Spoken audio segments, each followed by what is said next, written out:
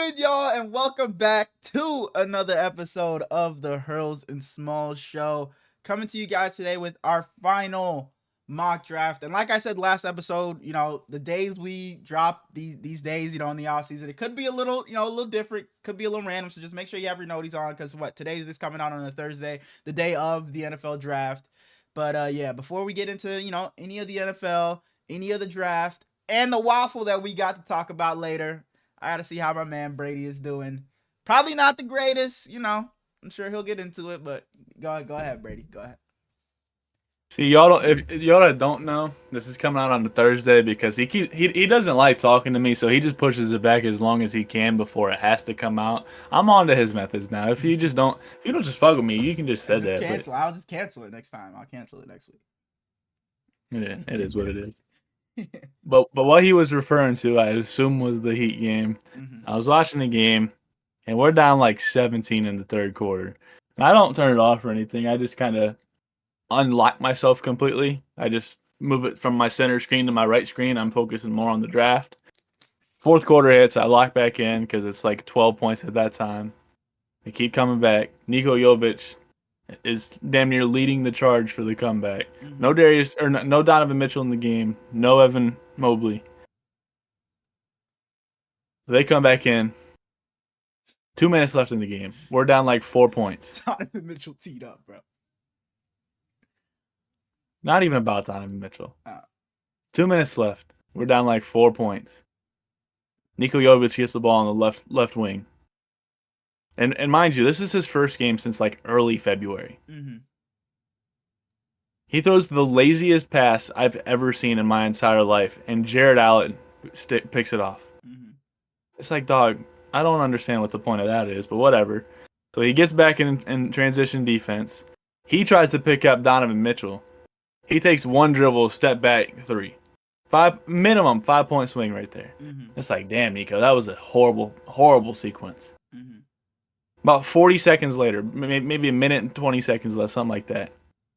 You're standing wide open, dick out in the right corner. In the corner. This is when I like tuned in. I was a couple minutes before this. I tuned in. That's when I texted you, and then I saw this happen. Go ahead. Airball, airball, dick out. Like I probably could have made it. Airball. So it's like, damn, Niko, that's a rough miss. But we keep it at 4 for a while. Yeah. Keep it at 4. It's a 4-point game. Mm-hmm. Davion Mitchell gets a steal. He's taking it to the cup. Mm-hmm. Wide open layup. Niko Jovic standing once again with his dick out in the left corner. Davion, he just airball. Just take your layup. Cut it to 2. Mm-hmm. No, Niko catches it right in his pocket. Airball. Again, airball. Dog, are we serious? That was off the jump ball, too. I forget who was on the broadcast. They were like, the Heat have the numbers. Like you said, Davion Mitchell could have took it to the basket because Jared Allen was on his ass off the jump ball. But he kicks it out to Niko wide open, and Niko just... And it's like 7... After that, there was one more play. It was like a 7-point game, so I was like, you're going to have to do something miraculous for you even to have a chance. Mm-hmm. Niko gets the ball again and throws the laziest pass of all time to Tyler Hero, like 3 foot behind him. And that's the one Donovan It's like, dog... I don't know who got that one. I damn near smashed my monitor at that point. But my bedroom is here, and our living room is here, and my mom's and her husband was sitting in there, and I screamed at that game at least like 10 times. I knew they was getting tired of me, but like Niko Jovic, I've loved him since he got drafted, and he had me thinking about buying a noose. Let's just leave it at that. Whoa. And it's like he was so good in the charge for the comeback. So I don't understand what happened. And I don't understand why Spo couldn't have just taken him out. And I'm glad I didn't move on yet, because my main point is that this team is talented enough to win the East. If you remove Andrew Wiggins and you remove Kyle Anderson and you put our best player back on our team that wears number 22 instead of letting Andrew Wiggins wear that, because that fucking jersey should be retired. That's so crazy that they just gave that shit up to Andrew Wiggins. By the way, Kyle Anderson didn't even fucking play today, and Andrew Wiggins didn't play the fourth quarter because he's fucking ass. But Jimmy's hyping up his guys in the playoffs. If you're not in the game, you should shut your mouth. Pat Riley, get to the fucking home with Jerry Jones, dog. I'm just so sick of his fucking pathetic ass. He sleeps during the trade deadline. I'm tired of him. Get him the fuck out, please, please. There's no reason Jimmy Butler shouldn't have retired to Miami Heat. We can move on to football. Our plans for today is so just fuck there's not a lot of just fuck how I'm doing. No. I'm not there yet. I'm just giving the fucking. Because you said we can move on to football, so I'm like, damn. Yeah. Our plans for today, as he already mentioned a little bit, is we're gonna do our whole mock draft. We did our first one. How long do you think that was? 2 months ago? I would say something like that 2 months ago, yeah. Because what was it? A little bit after the Super Bowl. So yeah, I would say so. Yeah. If you're interested to see how much they've changed, go ahead and watch that one and come back to this. But after that, we're gonna do some sleepers and perfect fits that we like, and then we're just gonna get into wrestling. There's not a whole lot to talk about other than the draft right now. So the prospects we know. Are we streaming the draft tomorrow? Should we promote that? I didn't know because I'd asked you yesterday, and then I didn't get an answer. Like you didn't give me. We were like in the middle of a different conversation, and I just asked in the middle of the conversation. So maybe you didn't see it, but I did ask you yesterday, and I didn't get an answer. So I was like, we're probably not streaming it. I'm down to stream it. I'm down. Cause I won't be working, so I'm down to stream it if you are. Like a 65% chance we stream the draft tomorrow. Okay. Twitch.tv/Smallz325. If you go to Smallz325, you're gonna see not live, unfortunately. You said you were coming back and just, you know what? Let's not. I'm not even gonna get into that. I told you. Once I move out. Okay. It's about a 5% chance I come back once I move out. Better than 0, so we'll take it. Exactly. But how you doing, dog? No, I'm sorry. Last thing. I went to the dentist this morning, right? Mm-hmm. And I did the whole right side of my mouth. Mm-hmm. And I'm doing the bottom. They did the bottom left side today. Mm-hmm. And the bottom right didn't even barely know they numbed it. Like if there was a lot of numb, so of course I did. And then the top right was fucking horrible. And then the dead center was really bad. But they numbed the left side of my mouth today. And it just didn't numb my mouth. I was numbed like all over here, all the way up into my ear and like under my eye. It was miserable. I couldn't feel any of it. I just kept touching. It's like, dude, what is going on? Did it have like that? Because that's never happened to me. Did it have like that? You know when your foot falls asleep or something? Did it have like that feeling on it? Okay. Yeah. Okay. For like 3.5 hours. That sounds terrible. Yeah, that sounds terrible. Ugh. Awful. And the first couple of times, so they numb you, and then I don't even know what it is. He jabs me with some needle or some shit is what it feels like. But the first couple of times, like you feel it, but I try not to do anything. He did it today, and my eye just started fucking gushing. It was like, dude. But anyway, sorry. How you doing? I'm doing pretty good. I can't complain, I guess. You know, I've been on a high for a little bit, but I'm not so much on a high, but I'm doing pretty good. There's just really nothing for me to complain about. Start the new job. I have the official date. I start May 7th, so I'm excited about that. I just put in my 2 weeks at my current job yesterday. I was talking to my boss about that. So yeah, I start May 7th at a new place. So I didn't try to keep you? I told them that I'd be willing to stay, like not stay, but like help on the truck because I'm the only person that does what I do for the truck. So I understand like that I was like, you know, I understand that you guys are gonna be short staffed. So if you need me to come in just on truck days, I only told him just truck days, just to help with my liquids. I'll do the liquids for you if you still need me to. And he was like, yeah, well, just let me know what your schedule is because I don't know what my scheduling is yet. Because the job I'm gonna work, it's really from like whenever I finish. Like my job right now, I get off at 11, but it's just whenever I finish. So I don't know when I'd be. So I don't know when I'd be able to go into a Dixie. So I told him like whenever I get my schedule, I'll just let you know and to see if the two like can correlate. If not, then I'll just work the one job. But if they, you know, if I can do both, I will do both to help him. I told him. He was, you know, he was like, yeah, I appreciate that. But yeah. So I wanted to keep a good relationship with him because he is a really good boss and I really enjoyed working for him. So I just wanted to, you know, like I said, keep the good relationship and not just leave him hanging. Respect that. But you're gonna definitely have Sundays off. Absolutely. The like the lady texted me that called me, like whoever, like the hiring manager at this new place. She texted me and was like, hey, are Wednesdays and Sundays off? And I was like, thank fucking God I have Sundays off. Or she said, are Wednesdays and Sundays off okay with you? And I was like, thank God, because when I went to go apply, it said weekends are mandatory. So I'm like, fuck, bro, what am I gonna do? It's like I have to come up with some kind of excuse. Like, hey, I got church on Sundays. Hey, I gotta do this. I gotta babysit on Sundays. Like, cause I have to get Sundays off. And then she texted me and was like, hey, are Wednesdays and Sundays cool for you to be your off days? And I was like, that is absolutely perfect. But I low-key wish I would have said, no, can I have Tuesdays instead of Wednesdays off? Because we're gonna do this on Mondays, so I wouldn't have to wake up early the next day. But it is what it is. You know, I'm not complaining. My main thing was just to make sure I had Sundays off because I needed it. I just could not be at work watching on my phone, just flipping through 10 different games trying to keep up. So that's really all. And we could just film on Sundays and Wednesdays. Or Sundays and Tuesdays, See, I guess. I remember saying that to you where it's like, when we first started, I was like, why don't we film Sunday nights and just say fuck Monday Night Football? And your exact statement was, well, that would be silly. Ever since then, I was like, oh, yeah, fuck that. We'll just. But the reason I didn't want to do that is because I used to just stay at my pop's house on Sundays, but I don't even really stay over there anymore. Plus, I'm moving out, so. Oh, we'll see when we get closer. Because I'm like, I don't mind recording and then having to go to work the next morning. But if it works out better for the both of us, I wouldn't mind doing just Sundays. That's fine by me.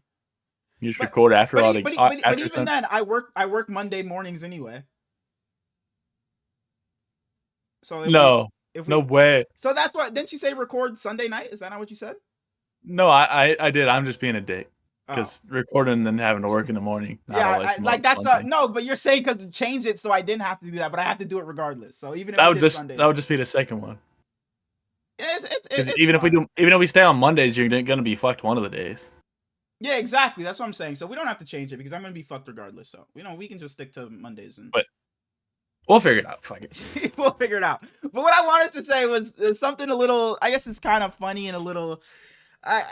So yesterday I was at my friend's house yesterday at like 2 a.m. or something like that, and we were just hanging out. It was me, him. It was 3 guys. Oh, we're all just 3 guys, the homies hanging out. It was 3 of us. And we were like, fuck, bro, what's the move? And then my one friend was like, yo, I have a parlay. It's for like 4 home runs. And he needed O'Neal Cruz to hit a home run. And we were just watching his at bat every time he came up. And he was like, if this hits, it's 1,200. And he was like, if this hits, you know where we're going. And 3 of the 4, I don't know who else he had on the slip, but 3 of the 4 had their homers already. So we just were watching O'Neal Cruz's at-bats, and he just didn't get it. And he ended up homering today, which is like, I feel like sports betting is just the worst. But he didn't end up homering, so we're like, fuck. And he was, and like I said, if this hits, we're going to the strip club.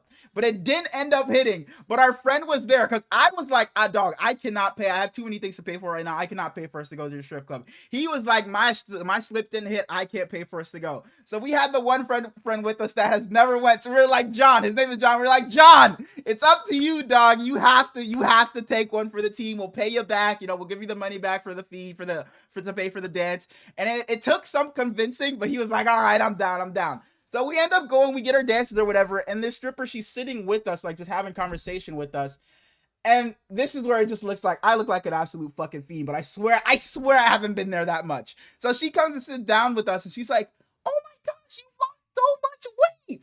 And I'm like, no fucking way a stripper just told me I lost so much weight. I told them, I said, boys, I am never coming back here ever again. I said, I'm never coming back here ever again. A stripper just told me I lost so much weight like we're just fucking best friends. Fuck no, bro. I will never step foot back in there again. Ever. It's over. It's over, bro. Fucking Hurlis goes there every Tuesday night for the last 6 months. Like, bro, that's what they were saying. They were like, how often do you come, bro? She just... She had me look like an absolute fucking fiend, bro. I swear I'm not there that often. I swear I'm not. Hey, but shouts out to her, dog. She should be working like I mean, I'm sure she makes good money there, but like customer service type shit that'd be good stuff for her. Oh man, bro. Yeah, it's like I don't know how she remembered me. You see 1,000 people every day, but you remembered me. It's like I swear I'm not in there that often. But she probably just think that swindled you and your homies dumbass. The story you told her one time where they just played you guys. Oh my gosh, bro. Oh my god. It was like, hey, yo. I don't even want to get into that. Let's get into the NFL, man. But yeah, I'm doing great. Let's get into the NFL, man. I'm never stepping foot in a strip club again. But let's do it. Until I'm over there. I mean, if you want to go, I'm with it.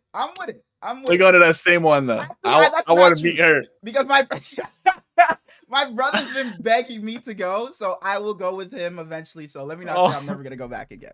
And she gonna say you lost some, bro. I felt so like disappointed in myself. I'm like, dog, have I really been that many times to where she's comfortable enough "Oh, to is say this that your to me? Like, brother? and then like He looks just like she was you." sitting at the table and my friend Yash is who I usually go with, and she's like, I see, like, to me, she's like, I see you in here all the time. And Yash is like, and I'm like, no, I swear it's not me. I only come with him. And she's like, no, I saw you here with someone else. And I'm like, no, I promise it was not me. I only come with him. Bro, so both my friends were looking at me like, bro, Hurlitz, what are you doing at 2 a.m. when you're just by yourself, bro? What are you doing? So, bro, I look like an absolute fucking fiend, bro. I swear I'm not in there like that. I promise you, bro. It made me look like a fucking horny just bitch, bro. Let's start this mock draft, bro. Our final mock draft before the NFL draft. I'm gonna have to send that story to Devin because anytime I used to comment on anything, Devin would comment horny Yeah, immediately. I saw. You've gotten better. I haven't seen that on my timeline in like forever. You just don't comment on like girls and shit anymore like that on Twitter, or do I just it's not popping up? I don't know. I don't really use Twitter a lot anymore. Okay. So you're just probably not doing it. But all right. I get on Twitter for football, women's basketball, and the Heat. If it's not one of those, I'm probably not on there. All right. Our official final mock draft, our mock draft 2.0, the Hurls and Smallz draft, mock draft 2.0. Last mock draft, I think I had the evens. Smallz had the odds. This time it's going to be the opposite. So I'll be having the number 1 overall pick. And I'm on the clock. With the number 1 overall pick, the Tennessee Titans. He's called everybody over their top 5 of their position. There's no, speculation here. The Tennessee Titans are taking quarterback Cam Ward from Miami. So are you trying to tell me that Tajay Spears isn't top 5 in the league? Fuck no, he's not. Tajay Spears, and now they got Tyler Lockett. He's top 5. Treylon Burks is top 5. Calvin Ridley's top 5. Tajay Spears from... Did you hear what I said? Yeah, Tajay Spears from... No. Oh, okay. So, is it Oregon? And I just don't know that? Same colors. Same colors as Oregon? So... I'm not asking this because of you. It's just I didn't know if you would know. Same colors. It's different, but is it North Dakota? North Dakota State? No. Is it? You thinking of Gray Zabel? No, but you said same color, so I was just thinking. I don't fucking know where you went, bro. Michigan State. Tulane. Would have never fucking got there. Didn't know they were green. Oh. Okay. The Cleveland Browns are on the clock. Mm-hmm. And for the last time we did this, I believe that we picked Shedeur Sanders for them. I think we did, He seems to be going 19 positions later now. Yeah. He fell down so much, and Jalen Milroe is now in the green room, so I don't know how that works. We were talking about this before we started. So much has changed since we last did it. Like, so many players are going in different spots. We talked about Myles Garrett and all these other people getting traded in our last mock draft. So, it's like this team probably won't be here because they'll probably trade a pick. But it seems like none of that has happened. None of those players ended up getting traded. So we'll see what happens tomorrow. But yeah, our mock drafts are going to be completely different from last one to this one. Cap or no cap, every team makes a selection in the first round. As of right now, that's the case. But I'm saying, does anybody trade out completely? I'm gonna use cap or no cap. Every team does, is what you said. Every team makes a selection. I'm gonna say no cap. Every team does. Every team does. The only team I could see not doing it, who was it? I think is it the Vikings that only have 4 picks? So I think the Vikings could trade back into the second and just get a couple more picks because I think they only have 4 picks in this draft. So if anybody does it, I think it's the Vikings. And they don't even really need 24 anyways. So that's not a bad shot. I think only them, but I think I so no cap. Everybody will draft. So with the second pick, I want to give them Abdul Carter really badly because I think him on one side with Myles Garrett on the other would just be so much fun. I think that's what we did in our first one. But I don't think that's going to be the case. Mm-hmm. I want to save him for the number 4 pick. I want there to be a world where Travis Hunter can fall to the Patriots, but I don't think it's the case. I think the Browns take him here at 2. Okay. And I'm up at number 3. Number 3, I think, who do we have? I don't even remember who we had going here in our first one. But at number 3, I'll make this short. I should have wrote them all down. Yeah, I'll make this short and sweet. He didn't go at number 2. That's where we had him going last time, but we have him going number 3 here. Abdul Carter is getting drafted number 3 overall to the New York Giants. Number 4, the New England Patriots are on the clock, and I think that Joe Milton absolutely royally fucked them this season because they don't need Cam Ward, but they miss out on Travis Hunter and they miss out on Abdul Carter, and they're in a really tough spot after that. For whatever reason, they're not really mocked to Ashton Genty at all. I mean, I know they have Mondre and Antonio Gibson, but I kind of thought that they would be at least a little bit interested in. I want them to trade back. I don't think that they need to take anybody at this spot. I know that Will Campbell has been pretty much locked in here, and I'm going to give them Will Campbell. But I hope when tomorrow comes and Travis Hunter is off the board, I hope they determine that they can trade back a little bit because Will Campbell isn't going to do as much as like a Josh Simmons later on with maybe a 3rd round pick added on or something like that. Okay. So Will Campbell is the pick here, you said? I just want to make Will sure Campbell is the pick there. Okay, number 5, the Jacksonville Jaguars. We talked about this before we started recording that. I was telling you, like, I've just been looking at so many mock drafts, and everyone has Ashton Genty going to the Jags here, and I was just like, what the fuck is going on? But this is our draft, though. You ain't got to follow all the talking. I am absolutely not going to follow that because I didn't understand it. Then I asked you, and I was so glad you said you didn't like it either because it made no sense to me.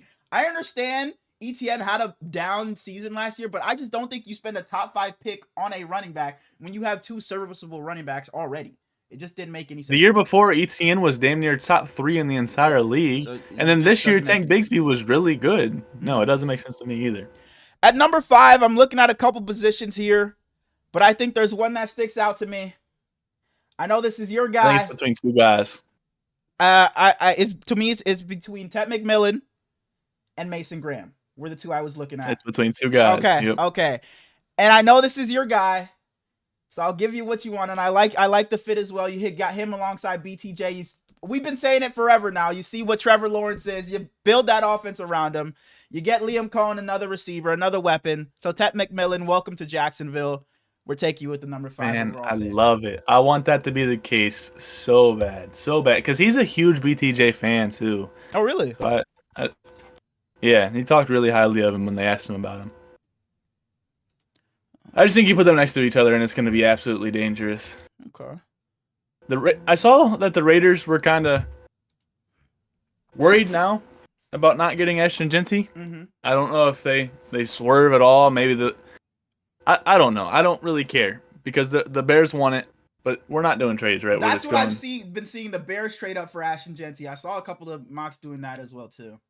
But I mean, Bears and Broncos. Do you want to do trades? I feel like that's something we should have prepped for if we were going to do trades. Okay, cool. I didn't want to do it anyways. Okay. Give me Ashton Genty. All right, bet. Take the guy that they can't tackle. All right, and at number 7, I have the. Hey, it's a big pick now because this is one of my favorite teams now. So shout out to Justin Fields. I have the New York Jets. The Jets, there are a couple different ways they could go, but I'm going to go in the way of protecting our new quarterback in Justin Fields, and I will be going Armand Membu, tackle, Missouri. Why are you smiling? You just said his name funny. He's a little bit of a controversial guy. He's only 6'4" as a tackle that's small, but he's got decently good arms. He's not fantastic in like the power run situations, but I don't know if I really care. I like Membo more with the Dolphins. If he falls there, I think that's a perfect fit. But he's more of an agile guy. I'm curious if they'll try him at guard instead of a smaller tackle, but I don't know. Okay. Shouts out to him though. He's protecting my guy, so you better do the right thing. Is that what you wanted me to go? Someone to protect Justin? Not the exact player, but offensive lineman. No. That's not what I would have done. It would have Okay. been it would have been either him or another guy. But I think if Mason Graham's there at 7, there's no world where you pass him up for the Jets. Okay. At number 8, I last time I told you that I wanted Will Johnson with the Panthers very badly. Mm-hmm. Not much has changed since then. I still want Will Johnson there. But I don't know if he's the perfect fit anymore. I don't know if he is worth the 8th overall pick. He's a guy that has a little bit of injury concerns. He's a guy that didn't have a super good season this year. A lot of the talking heads of the world are saying that Jahdae Barron is better than him now. Mm-hmm. And though I still love Will Johnson. Texas or Tennessee? It's one of the two. Jahdae Barron? Barron? Yeah. Yeah, Texas. Okay. Though Will Johnson is still my cornerback one. Mm-hmm. I'm going to go linebacker for the Panthers, and they will be taking Jalen Walker. That's what I was going to do too. Where is he? Oh, there he is. I got a weird one, man. The New Orleans Saints. I got a weird one, bro. I got the Saints at 9. Ugh. Man. We could go and, try to replace. Wait. Did I just click the wrong guy? You did go Jalen Walker, right, for the Panthers? Okay, because you did all that talking about Jahdae Barron. I was like, fuck, I didn't click him. I thought I had the wrong guy. But we could go somebody to maybe replace Marshawn Lattimore back there at corner for the Saints. We could fuck around. This could be a team that trades back and maybe they try to land Shador or Jackson Dart or somebody like that. They could just go quarterback. I don't fucking know what the Saints should do. The Saints should do a lot of things, but I don't know what the fuck they're going to do. So I'm just going to take best player available if I'm the Saints, and we're going to take Mason Graham. Because I have no clue what the Saints should do. I have no clue what the Saints should do. I really don't want them to go quarterback this high. I think that you rock out with Spencer Rattler. No. And then you give yourself the best chances next year of getting Arch. I would have gone Jahad Campbell. I think that is he an edge rusher? No, he's a linebacker. He's like a linebacker. He's more of a linebacker to me, but he plays some edge. Yeah. Yeah. After I clicked Mason Graham, I was gonna say I should have went edge probably. No, I like D tackle better. You can learn from Cam Jordan in one of Cam Jordan's last few seasons. Mason Graham's there. It's not a bad pick. The Bears are another hard one. Mm-hmm. I don't know what the hell they're gonna do. Mm-hmm. A couple months ago, it's like obviously you go linebacker or lineman, but they rebuilt their entire line in free agency, so you don't do that anymore.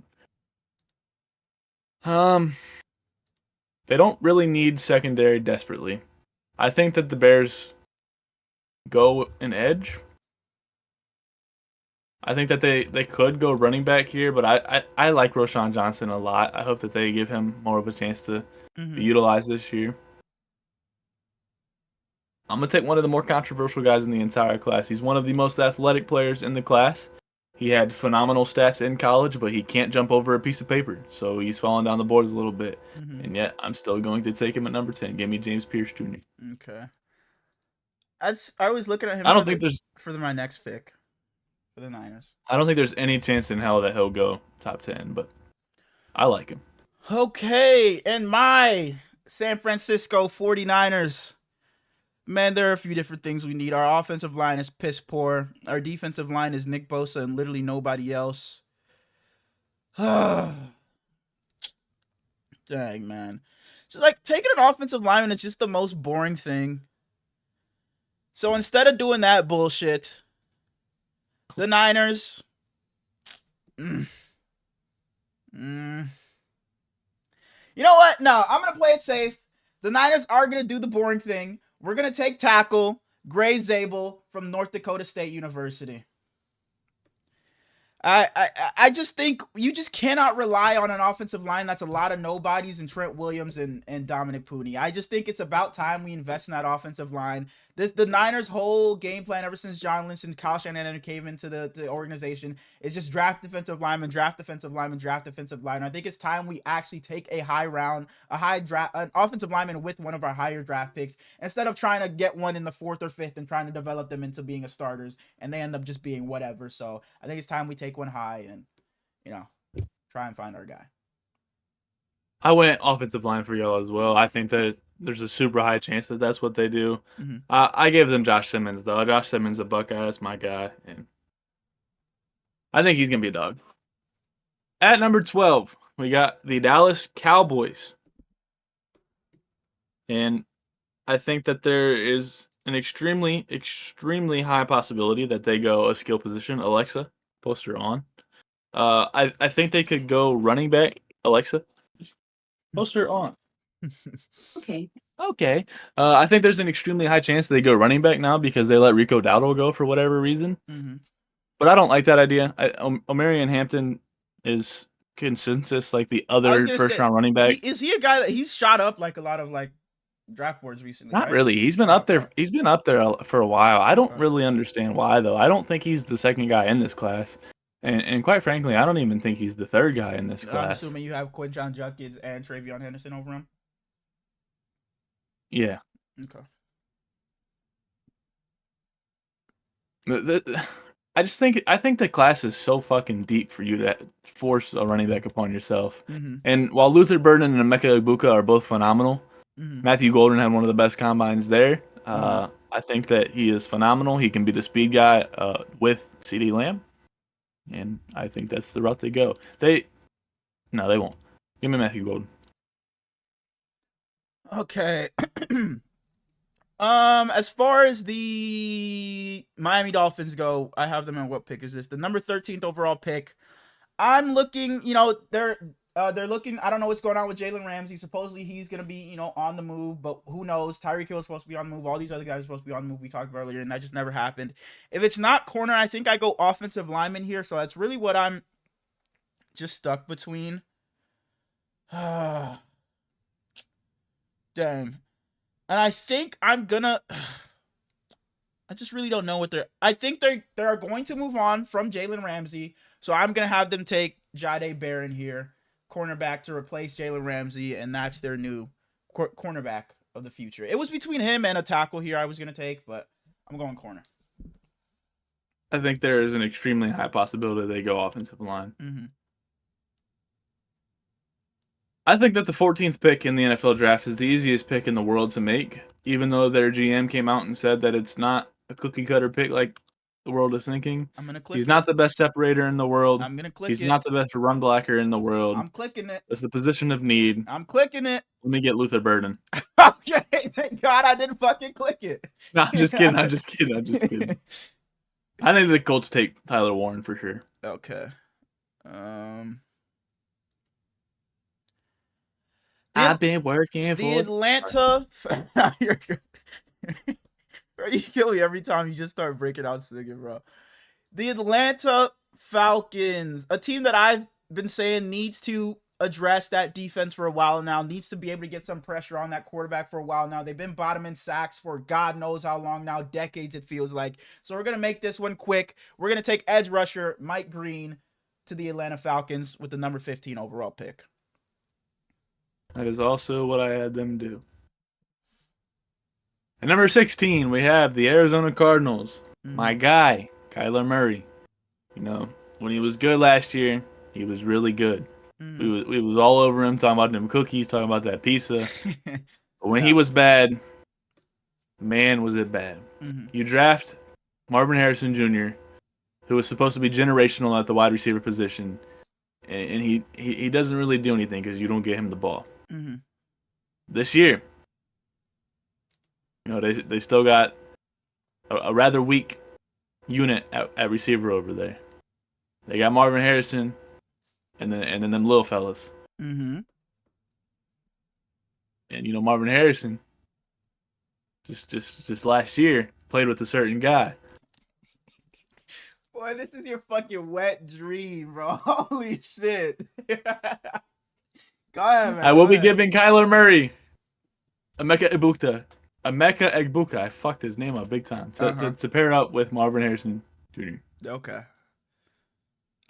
I will throw a damn party if they get Egbuka. You'd be at every Cardinals game. Like, holy shit. At number 17, the Cincinnati Bengals. I think there's no way they don't go on the defensive side of the ball here. There are a couple of different options I could go with. Where is he? You're not giving him tight end? some offensive line, maybe I'm another going. receiver. I am going to give them edge rusher from Texas A&M, Shamar Okay. Stewart. I really want him to fall to the Lions just because I think that would be disgusting. Across from Hutch. The Lions don't need. They have themselves a fucking phenomenal draft. Man, bro, got DJ Reed in the offseason. They're gonna run through the NFC again, man. I think if Malachi Starks is there for the Bengals, he's their pick. Okay. The Seattle Seahawks. You know, they tell Geno, hit that dusty trail. Mm-hmm. They tell Tyler Lockett, hit that dusty trail. They ship DK Metcalf off. Mm-hmm. And then they bring in my guy. They bring in Sam Darnold, who anybody that's ever watched football knows he's not phenomenal when pressure is in your face. Well, the Seahawks have me, and me out there blocking. So Sam Darnold right now stands literally no chance. Uh-huh. So I think that there's 100%, unless you're just saying, Sam, we hate your guts, there's a 100% chance they take linemen. Mm-hmm. So this is where I will be giving them Kelvin Banks Jr. I don't think he falls this far, but he has an R. So. Okay. The Tampa Bay Buccaneers. This one's gonna be pretty quick for me too. I think they have to go on that defensive side of the ball because it feels like that offense was able to put up numbers against anybody, but that defense was just going to give it right back up at times. It felt like they did have a lot of injuries, but I do think they do need to make some upgrades over there as well. So we're going to be giving them out of Alabama linebacker Jahad Campbell. He's one of my favorite players in the entire class. In the entire class. I love Jahad Campbell so much. Dog, for sure. With the 20th overall pick, the Denver Broncos. The Denver Broncos, man. Damn, I hate them. I'm so sorry, Devin. I don't know why. Justin Simmons. Sorry. Justin Simmons is still a free agent, but I don't think it really matters because they brought in Huff. They brought in Dre Greenlaw. Dang, I completely forgot about that, man. That just hurt, man. Still got Jesse Bates back there. Mm-hmm. I think that they ignore the defensive side of the ball just a little bit. Okay. You know, last year they had Estime and McLaughlin and the corpse of Javonte Williams back there run the ball for them. I think that you invest at running back. I think that there's a world where they can either trade up for Genty or trade back because they don't need a 20th overall pick to go running back. But in my world, they will be taking Travion Henderson. Okay, and at number 21, we talked about them a bit. I think that was when we were recording, but Aaron Rodgers just seems like he's holding them hostage. They don't know what they want to do. I said Aaron Rodgers was going to be there. I said Russell Wilson was going to stay there, and they just don't have a guy anymore. So I think this is the most shoe-in pick. Shedeur Sanders, welcome to Pittsburgh.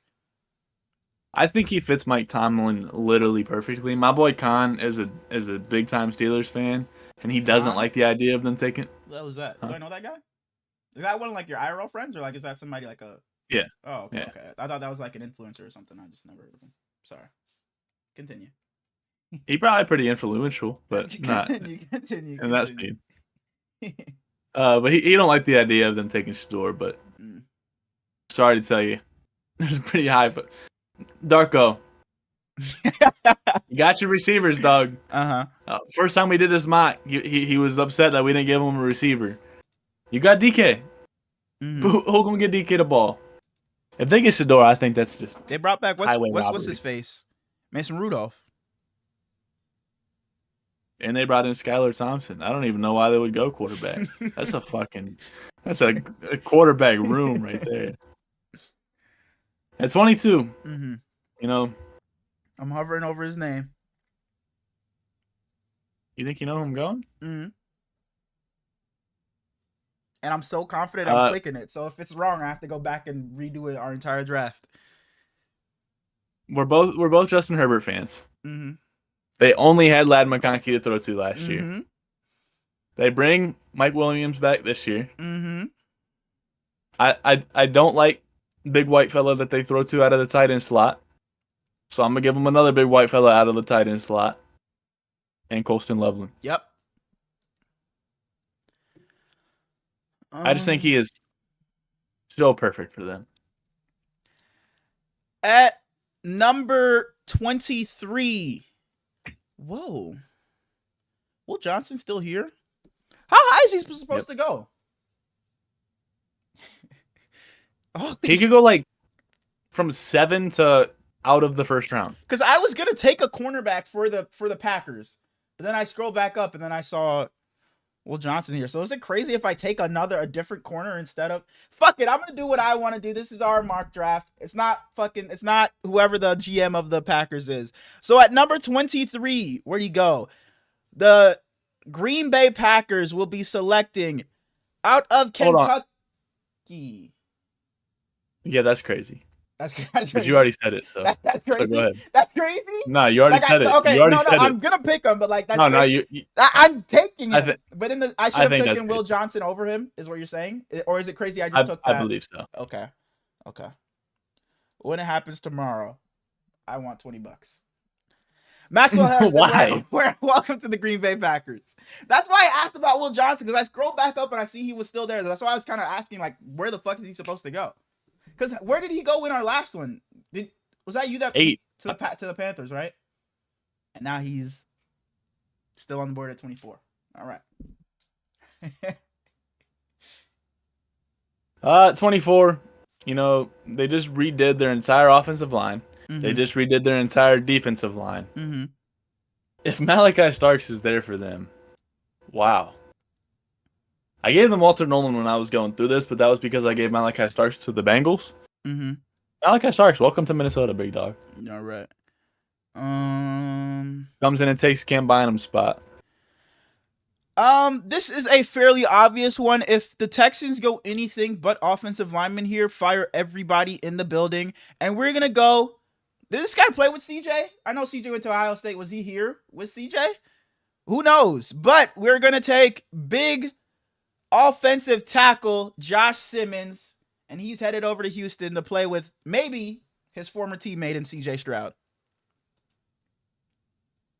I don't think they played together. No. Who's the other tackle you guys got in the draft? Donovan Jackson? Did they play together? Donovan Jackson. They did? I don't know. They did not. Josh Simmons did not play with CJ. Okay. Donovan Jackson. You guys didn't play together, but now Donovan Jackson did play. Did? Okay. So maybe I should have took Donovan Jackson instead. But it is what it is. Nah. Josh Simmons is still there. I think if they can get him, that's perfect. But it's just so obvious that they go offensive line. Mm-hmm. The Rams are one of the harder picks in the draft. I think there's a pretty high possibility they go quarterback and just have Jackson Dart sit behind Stafford for a couple years. But I don't really like Jackson Dart. Okay. And I like Will Johnson, so I guess I'm going to give them Will Johnson. Okay. Where is he? Oh, if he falls to the Ravens, that'd be awesome.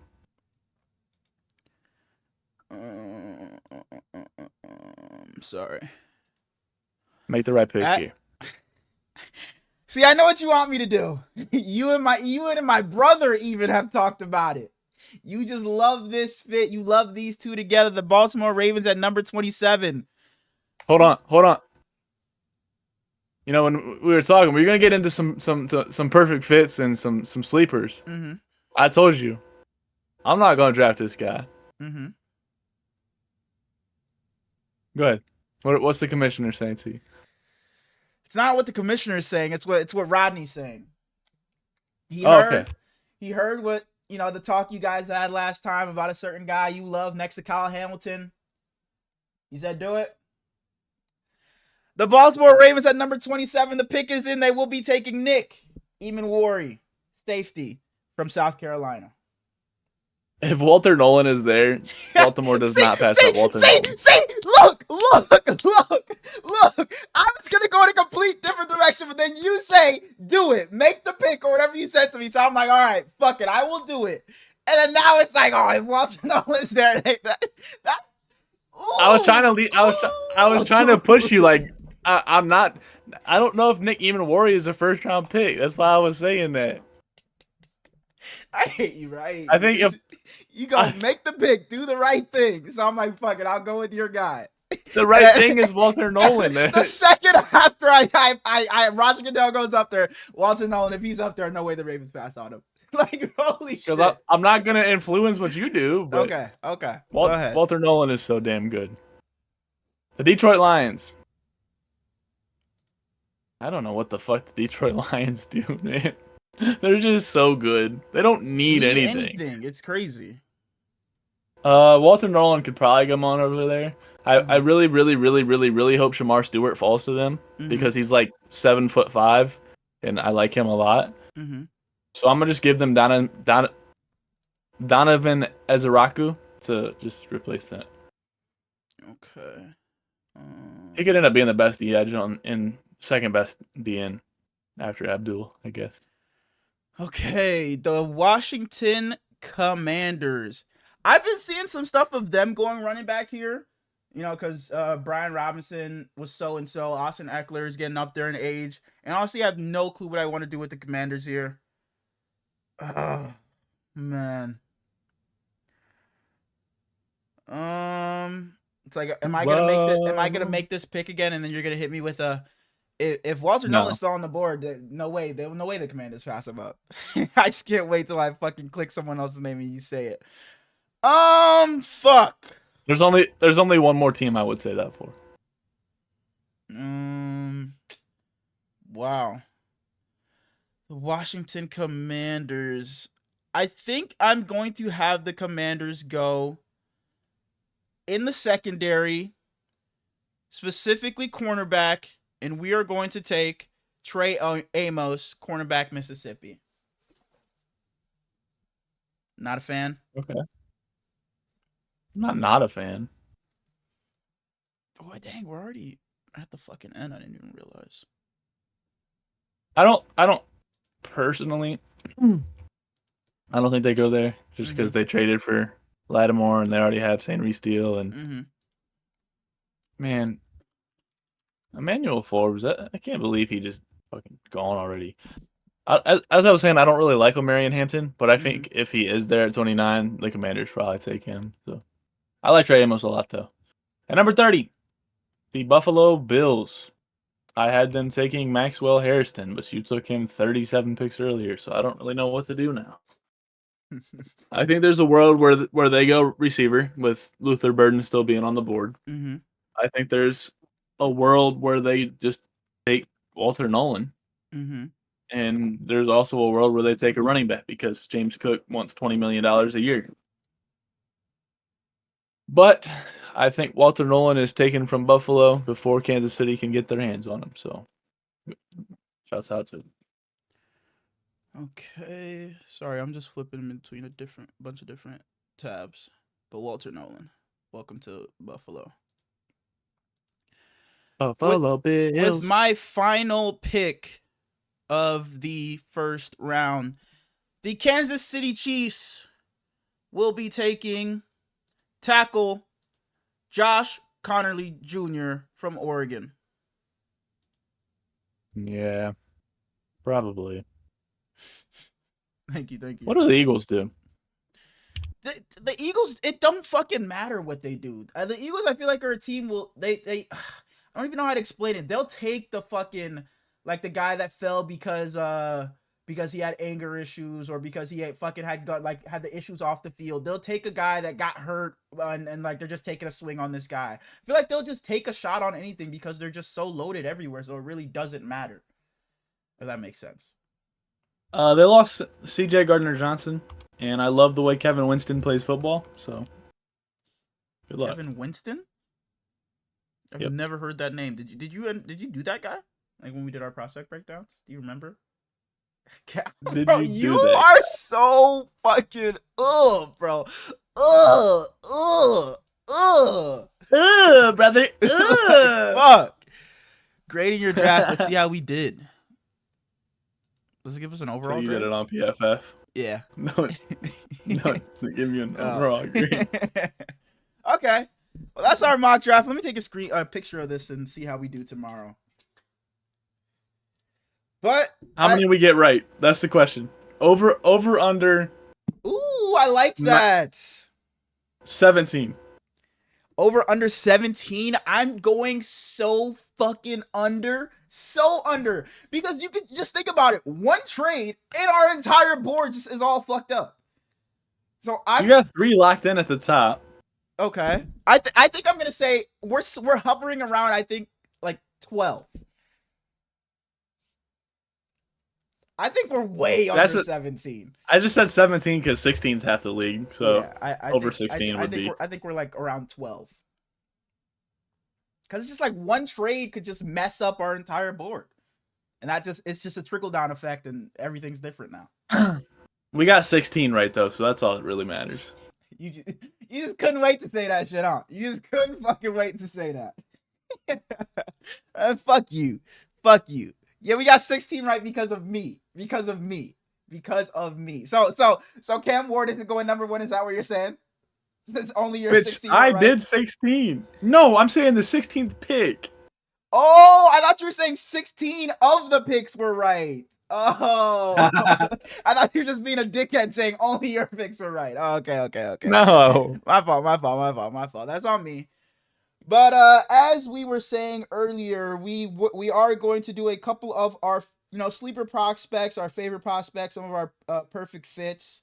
Did you want to begin or did you want me to? You can go. You want to just do sleepers and then do some perfect fits first? Bet. Sure. That's what I was thinking too. Sure. So, yeah, my first sleeper. This is a guy that what's his name? He's on the Stay Hot podcast. Yeah, I just said what's his name. Like you just had to fucking pull out a name out your ass. Spawn Hour, Bladen, or Theo. Theo put me onto this guy. Tight end. Let me see where Harold Fannin Jr. He put me onto this guy, and I was like, okay, I was interested. And I think I watched a video of his today actually, where he talked. I think he said he would take this guy over. I don't know if it was. He said over Tyler Warren. Oh, you saw it. Where he did like bold predictions. Maybe it was that. But yes, yeah. Hey, bogus as fuck. Really? Like that he would take this guy over Tyler Warren is bogus as fuck. Harold Fannin played for Bowling Green. Mm-hmm. He played in the slot. Mm-hmm. Can't run block at all. Mm-hmm. And I saw him say that, but then he said the same thing about Tyler Warren and his run blocking. I mean, Tyler Warren's not great, but playing Ohio State or playing Akron, Ohio, very, very different competition. And Darius Alexander went to Akron, so I mean, not a slight Darius. He probably whoop Hurling's ass, but if he whoops my ass, that means he whoops your ass too. If I take him the distance, that means he knocks you out in round 1. What is he talking about? I don't think that's really how that works, because I would fuck you up. But we're not doing this, or please, we're not fucking doing this. Because we'll set up the boxing match later. But I can't wait to bust your ass in that 1v1, man. Do you really want to? Bro, like I said, in a basketball 1v1, you would probably be better offensively than me, but I'm going to lock you up to where it's like I know I can just get a couple buckets in to where I'm still going to win the game. I'm gonna say 11-5 me. And what do we no make it take it, or what do we say? And what do we say? No rebounds. Make it take it. And is it rebounds? Make it take it. No rebounds. No rebounds. Okay, yeah. 11-6 me. No. Nothing to say. All right, bro. I'm locking you up. Unless you come out there and you're like just fucking 6'5", and I just never knew. You're not doing that. You're not hitting no fucking step back or none of that shit. You're not. Don't even. You're not doing that. It's 11-6 me. I'm busting yo. It's 11-6 me. And you're lucky it's no rebounds. Cause I definitely out hustle, get to the boards and get another shot up. You definitely would. Wow. I don't give a fuck about no rebound. Okay, bet. But another guy that I had. So just know when we do go to that court at some point, bring that $100 bill. I don't know about all that. All right. Just a friendly game, man. Just a friendly game. Look, we'll have a warm-up game. Then depending on how a warm-up game goes, we'll put some money on it. Surely you're coming to Ohio to play then if it's just a friendly game. I guess the game's never happening. Because I will never step foot in Ohio. That's just fucked up. I if you come here or I go to Ohio, you're losing $100 regardless if you really want to put money on it. So it really don't matter. Now on to my second guy. Was wide receiver from Washington State, Kyle Williams. He's not gonna be, the best receiver or anything. Not gonna be the strongest, or he's not gonna go above any of these other So you guys. saw Nico's video on him? No, I didn't know. Okay. I didn't know He Nico. he played with Cam Ward for a season at where'd you say he went no to? Clue. Washington State. Cam Ward went to Washington State. Yeah, I had no clue Nico did a video on him because I've never heard of this guy. I didn't know that because of Nico. I just knew after I did some scouting on him, Nico did like a. This is one of the best. I'll go watch it. I don't know. Yeah, you don't know when you saw it or anything. I mean, it's fucking random talk, but this is probably going to be a guy that's not, like I said, not going to be a number 1 or number 2 receiver or anything like that. But if he's your third in your slot, I think he's going to be able to take the top off of a defense. He could fit in seamlessly in the slot. Places I was looking at said his comparison is like a Marvin Mims Jr. So if he's something like that, I could see him fitting into a team and being a third guy for an offense. Like I said, fitting into that slot. Some of his strengths, we're going back to doing our prospect breakdowns. But he's great at tracking a deep ball. Like I said, he can take the top off of a defense in that slot. He can get past those DBs and go for a long ball. And he's also gonna beat press coverage. So if anybody's pressed up on him, he is quick enough to get by him. He ran a 4.40, and he's very fast at, like, if he's running a route that's like a 9, or he's going on a fly or anything that goes down the field and comes back, he's gonna do that pretty quick. He is quick with his feet, so he's gonna be able to beat press and take the top off of a defense, like I said. So Kyle Williams was one of my guys as well. I see you making faces. Are you okay?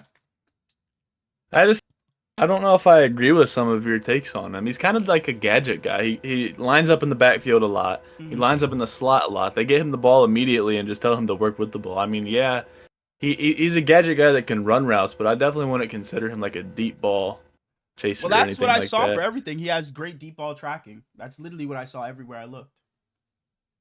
All right, I'm not arguing with you. I'm not saying you are, but yeah. He's fast as hell, though. Mm-hmm. Fast as hell. My first guy, one of my favorite players in all of the entire class. Mm-hmm. Very similar to my favorite player in the entire class last year, in Braylon Allen. Mm-hmm. This big ass, stocky running back that's fast as hell. Raheem Sanders, running back for Arkansas. Arkansas's competition is the SEC, and yet he still was fucking elite. He's not one of the top guys like a Travion, a Quinshawn, even like a Dylan Sampson or a Devin Neal. He'll probably be 4th round, maybe at the highest. Mm-hmm. But he's going to come in there and he's going to play every 3rd down or whatever, kind of like Braylon was with the Jets. I think he's a lot of fun. My next guy, I don't know why you gave 2 instead of just going back. Yeah, I don't know why I did that. I just gave my 2 that I had. I apologize. How many did you do? I did two for each. You did 2 sleepers and 2 perfect fits? Yeah. How many did you do? All right, let me just run through some of these guys then. So you did like fucking 17. Other receivers in the class I like: Pat Bryant, Torrey Horton, and Jalen Royals. Uh-huh. I already mentioned Kevin Winston when I picked for the Eagles, safety for Penn State. And then 2 guys that I really, really love. Darian Porter is a 6'3" corner from Iowa State that I think he ran like a 4.35 40 or some shit like that. 6'3" corner is not common in the first place. And then to be that speed is unreal. And then Chris Paul Jr. I did a breakdown on him. I heard you say that name so many times, yeah. Several episodes ago. Linebacker from Ole Miss. Something you had no idea about. I did like 10 predictions on our Twitter account. And I said that the floor for Chris Paul Jr. and Jeffrey Bassa is going to just be a complimentary linebacker, but their ceiling is going to be outrageous. And Chris Paul Jr.'s dad retweeted that, which is kind of cool. Yeah, so Chris Paul Sr. Whoa. Oh, this was 4 hours ago? Yeah, I definitely didn't see this.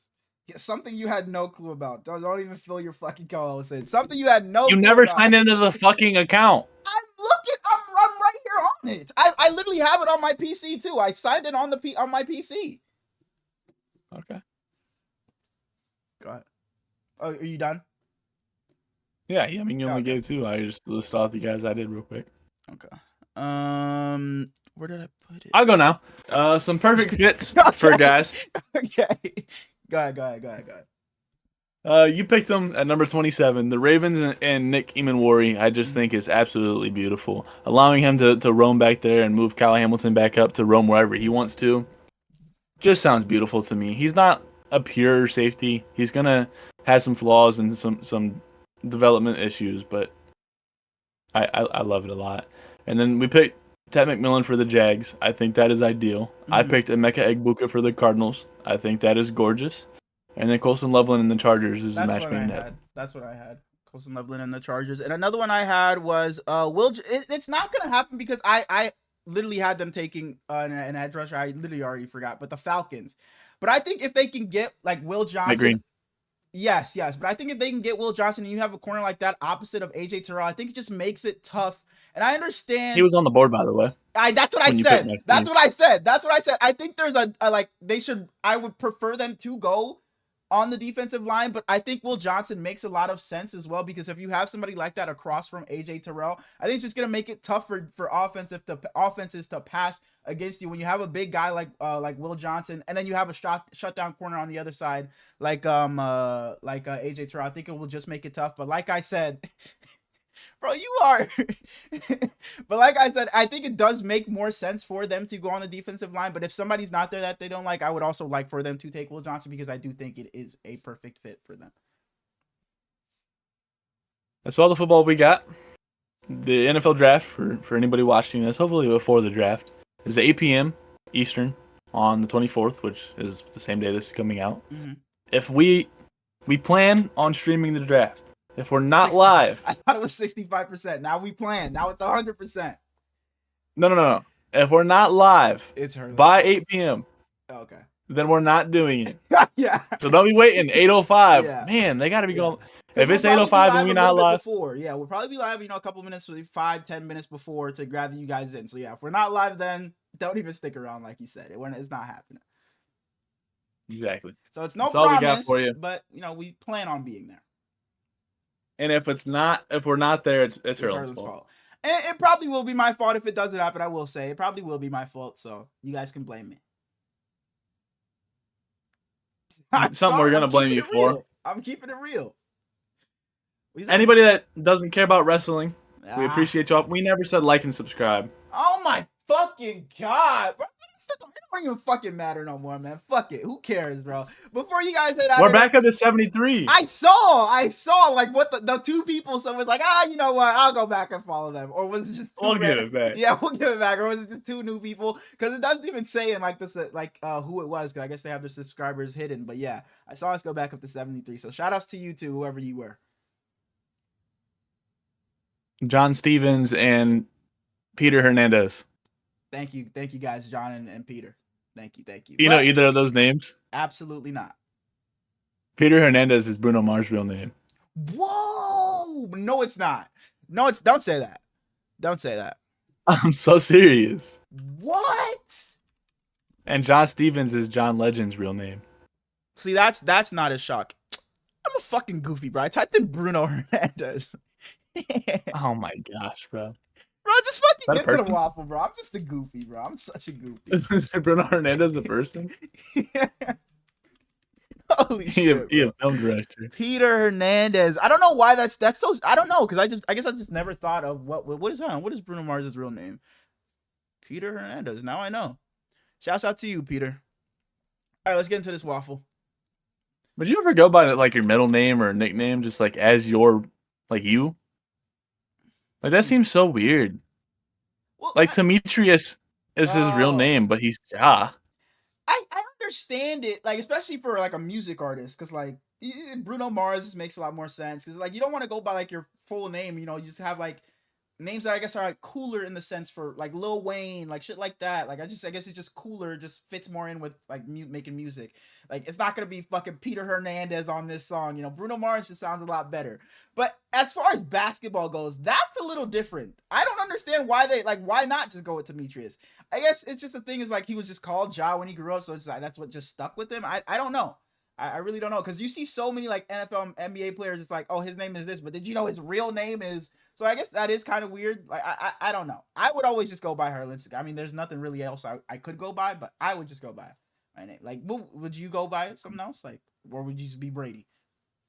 Speaking of nicknames, Idris, step it up, brother. You rebounded the hell out of the ball today. Oh. No, not clap it up. Oh, I thought you said clap Did I it cut up, out brother. or something? Yeah, I heard clap it up, brother. You said step I it said up, brother. Idris, step it up, brother. Okay. He had like 11 points.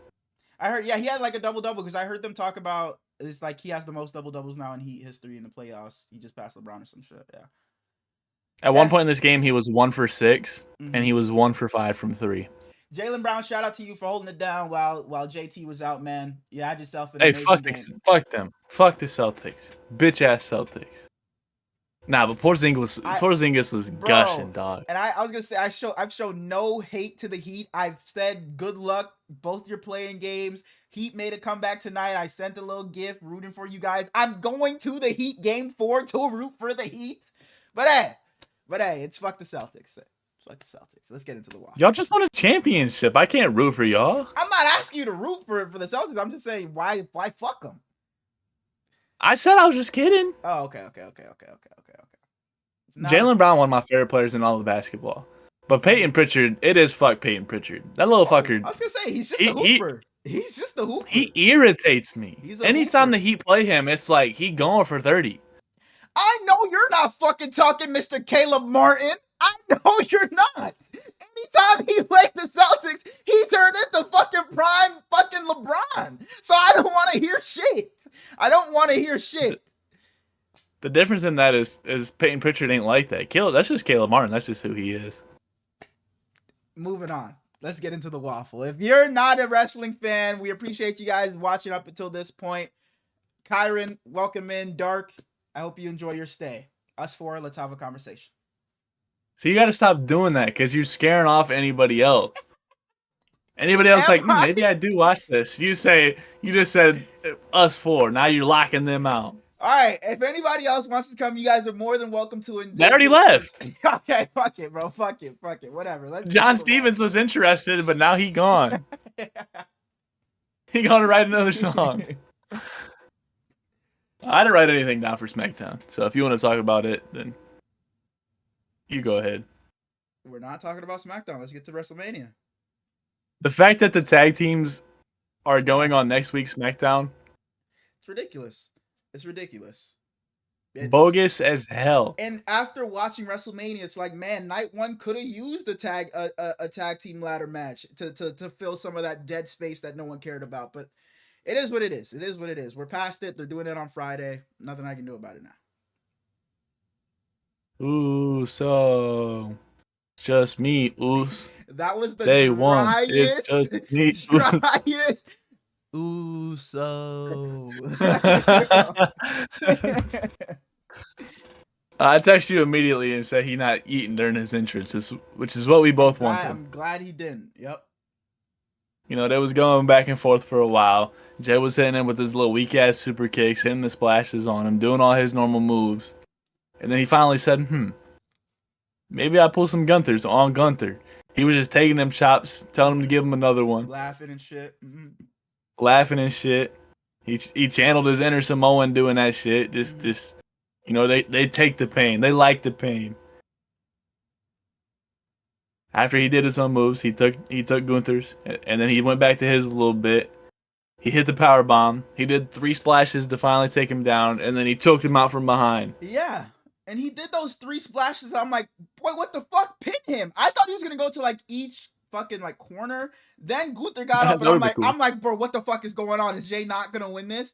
But no, shouts out to Jay. He, like you said, he did a lot more than just his usual moves. He got into that what do they call it? Shoulder collar lock or whatever, elbow collar lock, and even the commentators commented on that. Like, is that a smart move for Jay to do that against somebody like Gunther? But he was going out of his element, trying to step up and you know show that he has some other moves. So I think Jay did a good job. It wasn't a phenomenal match or anything by any means, but I thought it was a good match for Jey Uso. I thought Jay did a good job in showing that he could do more than just his usual antics. So Shouts out to Jay, man. Just know, my brother and I have a video when Jay won. We were going crazy. We were eating crazy. Jay, man, you did it for us, man. And seeing Jimmy come out, Jimmy just standing in the ring when he was celebrating, that was beautiful. It was absolutely beautiful, man. I was so happy for Jay. You said phenomenal, and boy was he not phenomenal. Really? Next match. Like Jay? No, the phenomenal one. Oh. Boy, we're skipping that shit. We're skipping that shit. We're skipping that shit.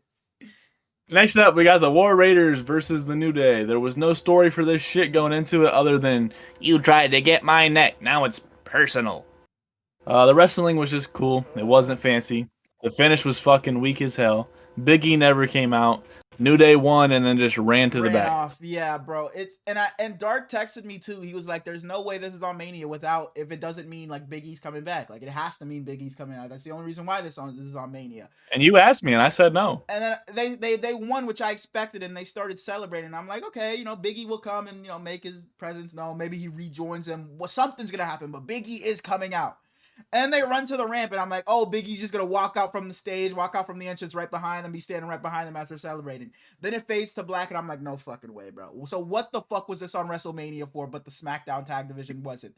Like, in it, it's not that this was bad, but this had no story, this was bad. No excitement, no build, no nothing. Like you said, it's just, oh, you tried to hurt my neck, now it's war at WrestleMania. Like, bro, no, bro. Terrible. This was just for them to show off fucking their partnership with Clash of Clans, because they had the War Raiders come out in the Clash of Clans fucking gear. That's all that was, bro. It was a waste of time. And they had fucking Wade Barrett reading off what troops do as if he actually be playing. Like, maybe it was Pat. One of the two. Yeah, talking about it's a P.E.K.K.A. and I forget who, a Barbarian or some shit like that. Like, shut the hell up, bro. You unlocked the Barbarian King at Town Hall 7, and he is one of the... And it's like, oh, man. Like, it was just an ad, bro. Well. This was there just to fucking place an ad. It was bad. Imagine if this wasn't the greatest tag team of all time, and it was like Pretty Deadly versus War Raiders. No story, bad wrestling, no name value. Don't hate on Pretty Deadly. But no, I don't even mean it like that. Yeah, but just not like one of the greatest. I see what you're saying. But this could have been a perfect spot for the SmackDown's tag match, because coming off of Jay's match didn't reach the highs that I think it could have or should have. Like, yes, I was hype and happy when he won, but I felt like I was gonna be through the roof and on 10 the entire night. But it kind of had me at like an 8-ish, and then this just brought me all the way down. So I think that if they did the tag ladder match, this would have kept me right there, and I would have flowed better throughout the show. But it just got to a point where it was all just like fucking like just getting lower and lower and lower. So I think this was just a bad placed match. If they were going to have it, it should have been somewhere else on the card. Not right after J1. After the New Day, I'm sitting here watching it. And my brother came home because Easter was the next day. He was going to visit with my grandmother a little bit. And I'm just sitting here watching it as he's out there chilling or whatever. And he walks in as Naomi's walking out. He don't got the same taste in women as me. He not into the melanation like I am. Oh, okay. But he looks at her and goes, "Damn, she's thick." All right. Yeah. Shouts out to and Naomi. No. Shouts out to. Have you said this name before? Connor? Let's move on. MLB baseball player, last name Harper. Oh my gosh. That's on me, Bryce. That's on me. I've definitely said it numerous times. You definitely have. Naomi looked fine as hell. Mm-hmm. Jade looked fine as hell. Mm-hmm. But I don't like you, Jade. The chemistry they had in the ring was fantastic. Naomi was kind of like in control of the match, but sure. It was allowing Jade to dominate. I don't know if you saw, but she was like, Naomi had to lift her own leg up at one point when Jade was supposed to be trying to like pick her up. Yeah. I saw that. But they were really good overall. I wish that Naomi could have pulled off this win, but I guess it makes more sense for Jade too, so she can go on to bigger storylines. I just don't know what they do with Naomi now. I think she'll be just fine. Maybe she does something short with Bianca or continues this with Jade, but I think Naomi would be just fine because she's done a really good job ever since she's turned heel and had this Really. whole caution persona. Her vignettes and video packages have been phenomenal. But yeah, I thought this was a pretty fun match. I think they did a good job, and Naomi did a good job at selling for Jade. Like you said, Naomi was really in control. She kind of just like led them through this match, and that move where Jade had her on her shoulders, then threw her up and flipped around and power bombed her was beautiful, and then she puts her into the Jaded. This was a pretty good match and a pretty good showing for Jade Cargill on her first singles match at WrestleMania. So shouts out to the both of them. I think they're gonna have huge 2025s. Hope so. After this, we get LA Knight. Yeah. This might be versus a top 4 match of Mania weekend. I really like this. I really like this. What is he? He's the something werewolf, or is he just the werewolf? Samoan werewolf. Samoan werewolf. Yeah. That makes so much sense. Mm-hmm. Their interests happen. Mm-hmm. And Solo walks out with Jacob just a little bit, and then he hypes him up and lets Jacob go out by himself. Surprised we didn't get more Solo this Mania. Me too. I'm very surprised. Him, Tama, or Tonga. Mm-hmm. Is Tonga still even rostered? Loa is hurt. I think Tama actually got hurt too. I think that's kind of why they did that thing with LA Knight where he like slammed his arm in the door. Because I saw a report that he was hurt as well. But yeah, like I said, Solo, I was surprised he didn't show up during the match or something like that. The match was phenomenal, just on pure wrestling ability. Mm-hmm. The storyline was phenomenal because they had built it up really good. I don't like that Fatu ate as much of LA Knight's moves as he did. He kind of just was shaking off of everything, and I know that's kind of his persona, but at some point, at BFT after BFT, it's gonna click in eventually. But he took a bunch of his moves, and then he consecutive moonsaults to win the match and become the what is this? Intercontinental? Right. No. You're right. It was the Universal. No, never mind. You weren't right. No, Universal is that's Cena, right? U.S. champion, the United States champion. Intercontinental was Braun. Yeah. Okay. They retired the Universal. That's why it's on my mind. Okay. Mm-hmm. I literally have United States Championship written down. It happens to the best of us. Sorry. No, it's not. Brady, you're a fucking idiot. Get it right next time. My fault, Brady. Fatu, awesome. I don't know who's going to be his next opponent, but whoever it is, I'm sure is cool. But yeah, this was a really good match. I enjoyed this. That BFT, like where he reversed the fucking moonsault. Like as he was coming down. Yeah, that was amazing. Then I think Fatu caught the rope or some shit. But yeah, this was a really good match, really fun. And like I said, it's top 4 or 5 for me in WrestleMania weekend. I thought this was a really fun match. Next match could have easily been the tag team match of SmackDown, because I don't give a damn about this shit. It was supposed to be Rey Mysterio versus El Grande Americano. Yeah. Rey Mysterio is apparently hurt, so they replaced him with Rey Fenix. It was kind of cool, I guess, throughout, and then he slips the metal up into his mask. Rey Fenix kicks him and then is limping around, and it allows him to just roll him up basically and win the match. They had a little story between El Grande Americano and Vikingo because they just bought the AAA or AAA, whatever you want to call it, with all the luchadors. They didn't take Gable's mask off. I think that's a mistake. I think they didn't do it because it wasn't Rey Mysterio. It wasn't Rey. I think they're saving it. Just take it off the fucking card then. So I don't know what their plan is here. I guess they're going to continue going on with El Grande Americano and just wait for Rey to get back healthy so he can do it. But yeah, this match was whatever. Had a couple of fun spots, I guess, but I really didn't care for this whatsoever. Whether it was Rey or Rey Fenix, I didn't care for this at all. Next up, Women's Championship. Tiffany Stratton versus Charlotte Flair. I didn't really get to watch a whole lot of this one. I saw that Charlotte used Stephanie Becker's little fun move, and I saw that Tiffy chipped her tooth real bad, but that was pretty much it. So wasn't a good watch. It was not a good watch. They just don't have the chemistry. I know so many people were saying it's like, oh yeah, this story wasn't good. They don't have the chemistry on the mic, but it's two amazing workers. They're gonna be so good together in the ring, and it just was not fucking great at all. And I think it was Reese I was listening to talk about it with him and D Mills on Tag Team Talk. And he said it perfectly. It's like everybody just thought because oh, everybody just compared the two. Oh, two blondes. They did gymnastics. They're both athletic. They can jump around and do all flips and shit. It's gonna be a perfect match. And boy, it disappointed so much. Not that it was just a god awful match, but it disappointed so much. It looked like Charlotte was sandbagging her, just not even helping her with her moves. The finishing sequence was fucking awful. Was awful. Like they went into like some roll up, then it didn't work. So Tiffy lifted Charlotte back up and started throwing punches and shit, and then she went for the prettiest moonsault ever. It was a terrible finishing sequence. It was just so awkward and weird. This match just was not it. I thought it was gonna be so much better. I said from the jump I would have rather had Charlotte Flair go after Rhea Ripley, but she wasn't champion anymore. Well, she eventually lost the championship, but at the time, I would have rathered her go after Rhea Ripley because I would have rather seen that than her and Tiffany Stratton. But it is what it is. Tiffy gets her win. I was surprised Tiffy actually ended up winning, but you know, I'm happy with the outcome because I don't want to see Charlotte and Tiffy again because that match was just not good, and their promos just weren't good either. So I'm cool on this because at first I wanted this to continue, but not anymore.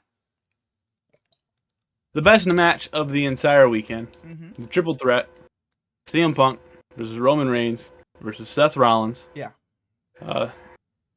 Seth comes out first, burn it down. Not a surprise. I thought for sure Punk was coming out second. But we get Roman coming out. That's the same thing that happened when me, my brother, and my friend were watching. I was like, so who's next? And they all said, oh, you know, Roman's last. And then literally right after we hear Roman's music, and I was like, holy shit, he's actually second? I was so surprised. So surprised. In any big show like that, you know Punk gonna get them paid. That for band sure. That I don't even know what the band is off the top of my head. Yeah, but shouts out to them. They did a great job though. And the black guy with the long hair, he whipped his phone out as Punk was had his arm wrapped around and took the selfie. That shit was cool. Yeah, I need him to post a picture of that. I was literally saying like to my brother, it's like you couldn't even tell it was a live performance. It sounded so good. Like they did a great job. It sounded so good. Usually with the live performances, it's like this, you know, it sounds a little weird, but they did such a good job. You couldn't even really tell. It was amazing. And during Seth's entrance, the screen had went black, bro. I thought I was tweaking. I thought Living color. That's what it is. Yeah. But during Seth's entrance, because he like changed from the all black to the all white. And then the screen just went black. So I'm like, what the fuck happened? Our shit's tweaking. I was about to grab the remote and try to, you know, turn it off, then back on or something. But then it came back. Because it was silent too. Yeah, it was dead silent. But then it came back and he had his music played again and he had the all white on. So I was like, okay. This could go down as match of the year already. It's only... Without the Paul Heyman shit at the end, the match was already amazing. And then you add the Paul Heyman stuff on top of it. And I don't want to, this might be recency bias, but this might be the greatest triple threat I've ever seen, bro.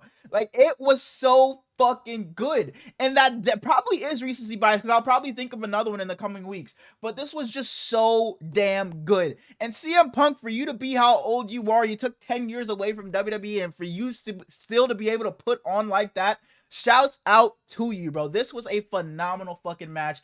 Every triple threat this weekend fucking killed. This triple threat, the women's triple threat, the NXT Stand and Deliver triple threat for the NXT Championship, they all fucking killed, and this was a phenomenal. Sorry to cut you off. Go ahead.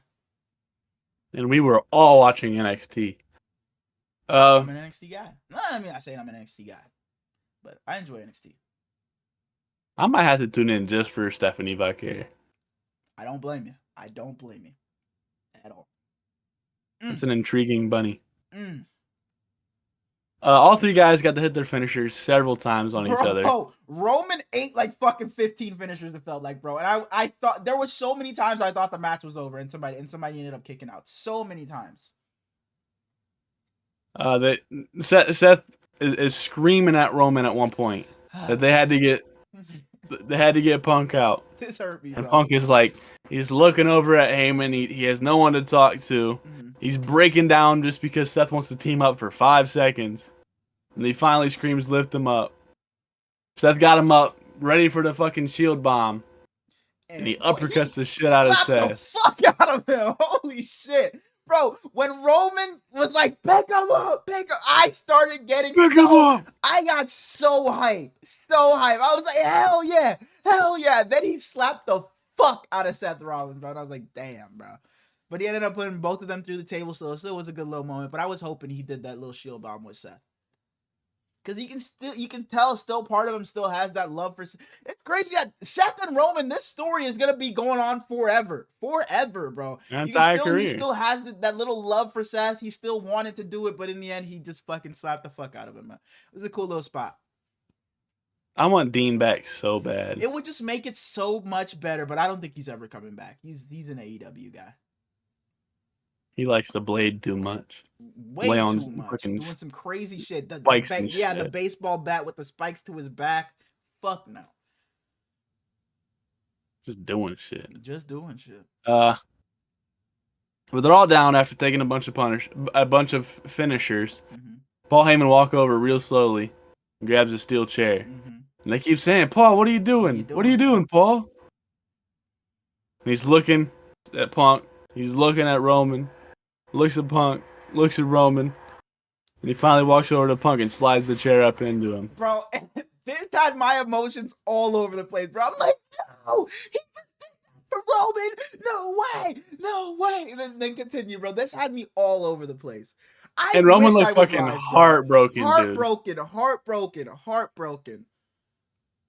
And Punk stands up. Paul climbs up behind him. Push!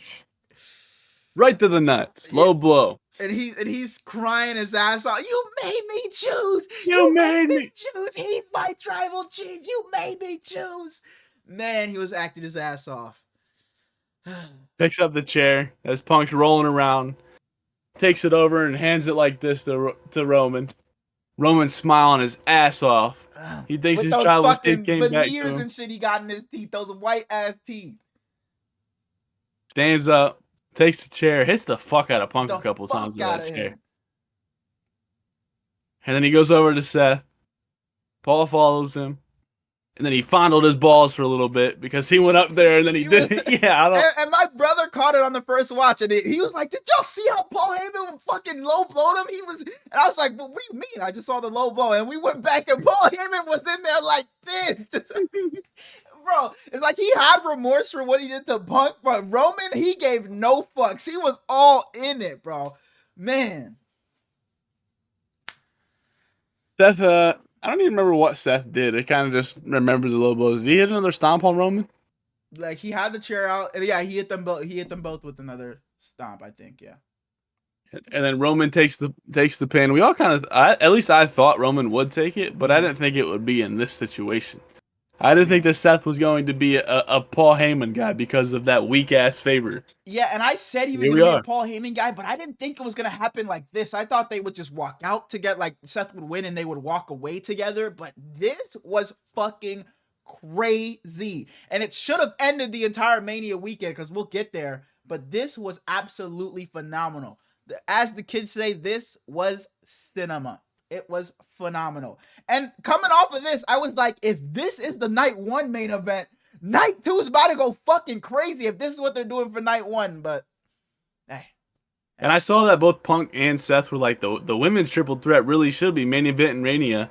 And everybody was like, well, two of the three think it should be main event. And so what's the third guy think?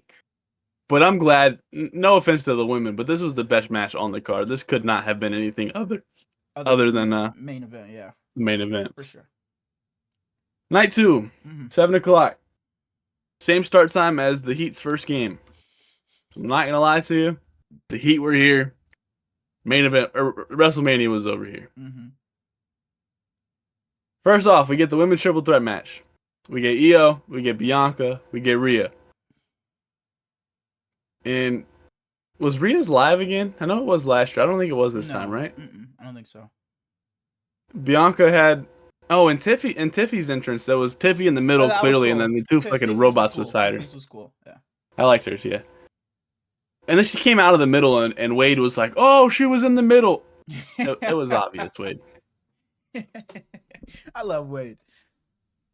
But there was a bunch of little Biancas for Bianca's entrance, and then standing in the background in the gold was you couldn't see her real well, so it was supposed to be like as if it was Bianca, but it was just another little girl. And she comes out, she hugs the little girl. I think Bianca's entrance was tough. Something like that. It ended up being her stepdaughter or something like that, yeah. No idea. So yeah. Taz. Montez got a kill without her? I guess so. But yeah, that's what I saw. It ended up being her stepdaughter. She's so fine. Love you, Bianca. She's so fine. Oh, but this match was good. Mm-hmm. You saw throughout a Phenomenal. couple times that Bianca and no, not phenomenal, because he was weak. Yeah, it was amazing. It was amazing. Yeah, let's not use phenomenal. You saw that Bianca and Rhea was kind of like the feud, and Io got pushed to the side, and Io, her whole goal was to prove that she wasn't a side character, and they whooped their ass for each other's ass for a while.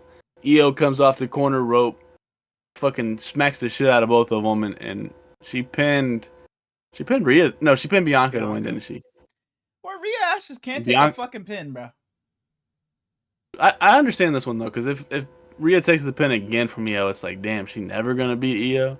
But Bianca loses her streak on this fucking shit. Who gives a fuck? Yeah, she can't beat Io. I'm tired of Rhea Ripley fucking, and we'll get to it because of what happened on Raw. But Rhea Ripley, like, please, man, just take one for the fucking team, please.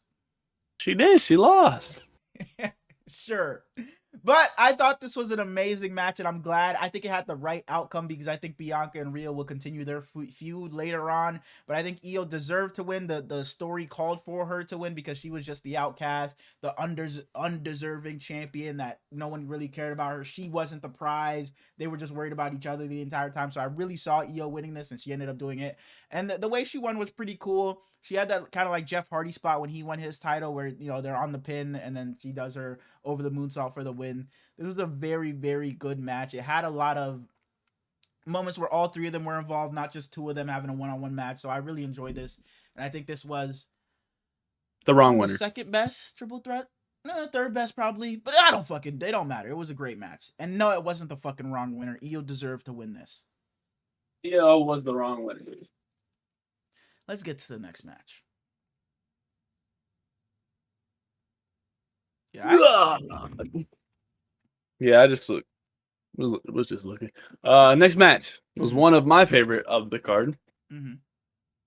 Is he my favorite in all of wrestling right now? Is there anybody in my mind more fun to watch than Drew? Jay, I guess. I love Drew Jay. Is my favorite in the WWE right now. He's been that way for No, he's my favorite. All right. Only one person can have him as his favorite. Okay.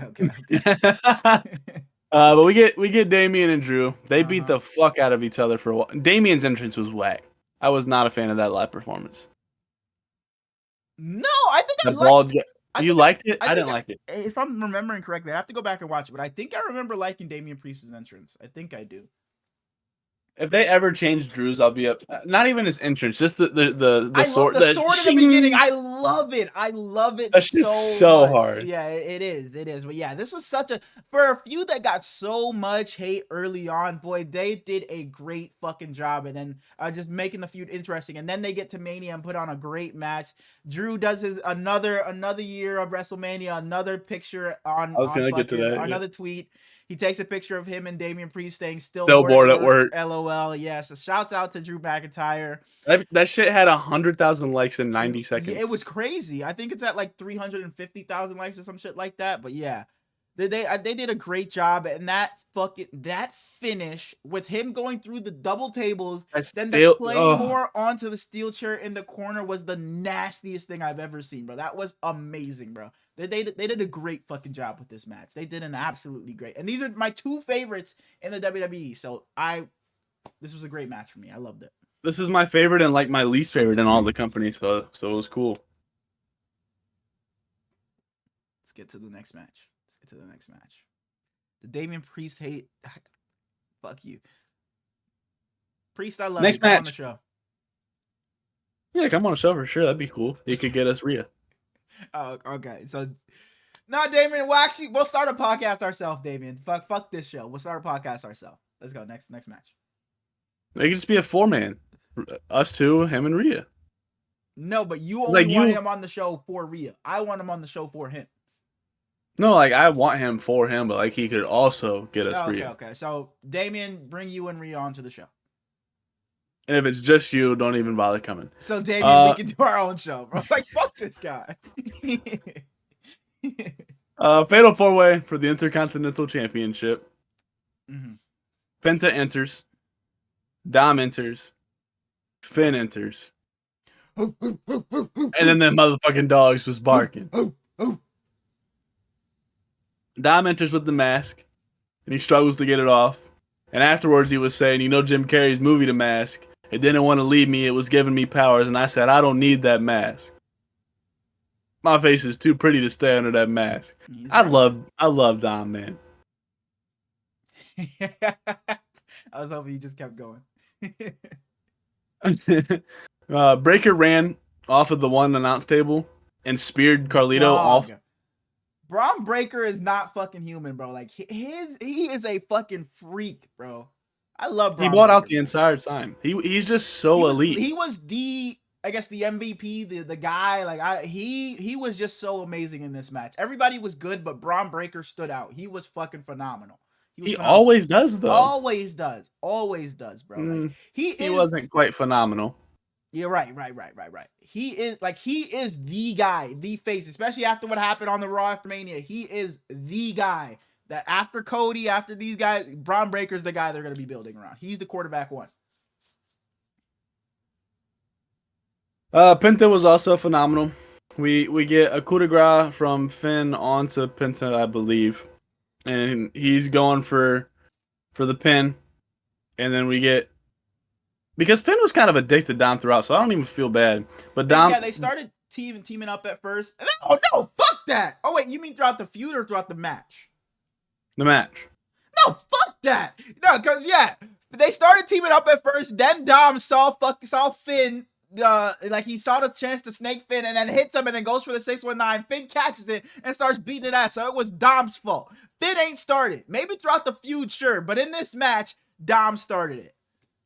I'm glad he did though, because he ended up winning.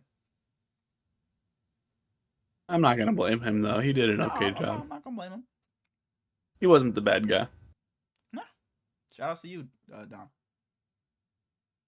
But anyways, no, Finn hit the coup de grace on Braun after he speared Carlito through the table, didn't he? Because Carlito was kind of, or not Carlito, Braun was kind of out of it a little bit when he came back in. He gets coup de grace. Finn's going for the pin. Oh, yes. And then Dom hits the splash on him from the corner and pins Finn for the win. Yeah. Pins Finn for the win. You just had a little bar right there. Wow. But Dom wins. He kind of starts to walk out, and then he says, fuck that, and runs back in. Yeah, it was such a great moment. The crowd popped crazy, and I did too. It's like I predicted Dom to win, but I don't know. I still popped when he actually did it, even though I was expecting it. It's just like I just felt so happy for him, and the crowd lost it, bro. So it was a great moment. And yeah, he runs away immediately, and he's like, nah, fuck that. I need my moment. So he runs back into the ring, is holding the title up, and the crowd's losing it for him, bro. So shouts out to you, Dom. You deserve it. You went from not being able to speak because of all the boos to now everybody cheering for you. So shouts out to you, Dom. He ran back in, and Finn was standing there like, what the fuck are you doing? Yeah, like, what the fuck is he doing? After them, we get Randy Orton out there in the ring. His music was phenomenal, but he's just standing there waiting for whoever's going to come out. Mm-hmm. Who are you Jeff expecting? Hardy was an option. I wanted it to be Rusev. Mm-hmm. Just because I like Rusev Day. Okay. But I wasn't surprised at all when say his name. I was just not. Really? I just wasn't expecting it at all. I just really wasn't. I just didn't think they were going to put the TNA World Champion at WrestleMania against Randy Orton. And I'm glad they did, but I just wasn't expecting it. It was a shock. I wasn't expecting him to get squashed. I was. I did not think it was going to be a 10-minute match or anything like that. Once I saw Joe Hendry come out, I knew it was going to be a quick match. I believe in Joe Hendry. But he lost like right away. And then he lost to an RKO, and they both stand up, and they're kind of... Randy's raising his hand, hits him with another RKO, and walks off. Yeah, me and my brother were calling it. We knew it was coming. We knew he was about to get hit with another one. Randy was celebrating with him for too long. Then he was like, all right, go ahead. Pulls him back, hits him with the RKO. And then he does Joe Hendry's thing, and that was just hilarious. I just love Randy, man. Shouts out to you. No punt, though. No, I didn't expect a punt. That would be crazy if he were to punt the TNA World Champion. That would have been crazy, but I didn't expect it. But this was just, I didn't expect anything too crazy for Randy's match because whatever happened with KO. But this was a fun little alternative. Randy being a good sport, knowing he didn't get his match with KO, takes this. So I like it. I liked it. Could have put it, Grande Americano, and the New Day together though, and just given us the SmackDown ladder match. There's a lot of things I would have preferred over the instead of what we got. I would have taken the SmackDown ladder match, but it is what it is. Next up, we got the best match on the card. We got the Maverick versus the Phenomenal One. Mm-hmm. No Prime Bottle's crazy. No Prime Bottle is crazy. Crazy. That's Logan Paul's shtick. That's his thing. Every year at Mania, there's supposed to be a new guy. We're up here debating Mr. Beast. Who's it gonna be? Fucking, and it was there was no Prime Bottle. Sorry. Logan dominated for a long time in this match, and I even said in the Discord, I was like, Logan's been winning for too long now. Mm-hmm. So Styles is gonna just take the win.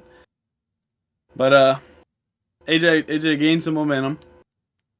The backflip that Logan hit off the left side of the ropes, all the way to the right side, like it was almost like a moonsault. I don't know what you call it, but elite. Mm-hmm. Jeff tries to sneak in. Logan's manager, as they're both down on the ground from getting their asses whooped, and sneak him the brass knuckles. Mm-hmm. And as he's lifting him up, you see a hand grab him. You just knew it was going to be Karrion Kross. The crowd popped, bro. The people are loving Karrion Kross, and I'm glad he deserves some love. Yeah, the crowd popped for him. AJ comes out and pushes Jeff away. Karrion tries to get him to use him against Logan as the ref is just watching. And I wanted AJ to take it. Karrion got the big pop. Karrion made this feud interesting just a bit because I didn't give a rat's ass about just Logan and AJ. But what AJ did with Karrion was a bit interesting. So I wanted AJ to take the brass knuckles because Karrion was kind of trying to defend the wrestlers. And, the wrestlers can't let this social media influencer come in and win. So, I respected his little, story or whatever he was telling AJ. So I wanted AJ to take those brass knuckles. AJ spikes the shit out of the brass knuckles. He slaps the shit out of Karrion. He attempts a phenomenal forearm. Logan dodges it, rocks him with his what do they call it? Titanium knuckle. Yeah, Then he hits the pulverizer on him for the win. Mm-hmm. And we'll probably see Karrion and AJ now at some point. Yeah. They traded Styles clashes at one point in this match, and my immediate thought was Roman screaming against Cody. That move don't finish nobody.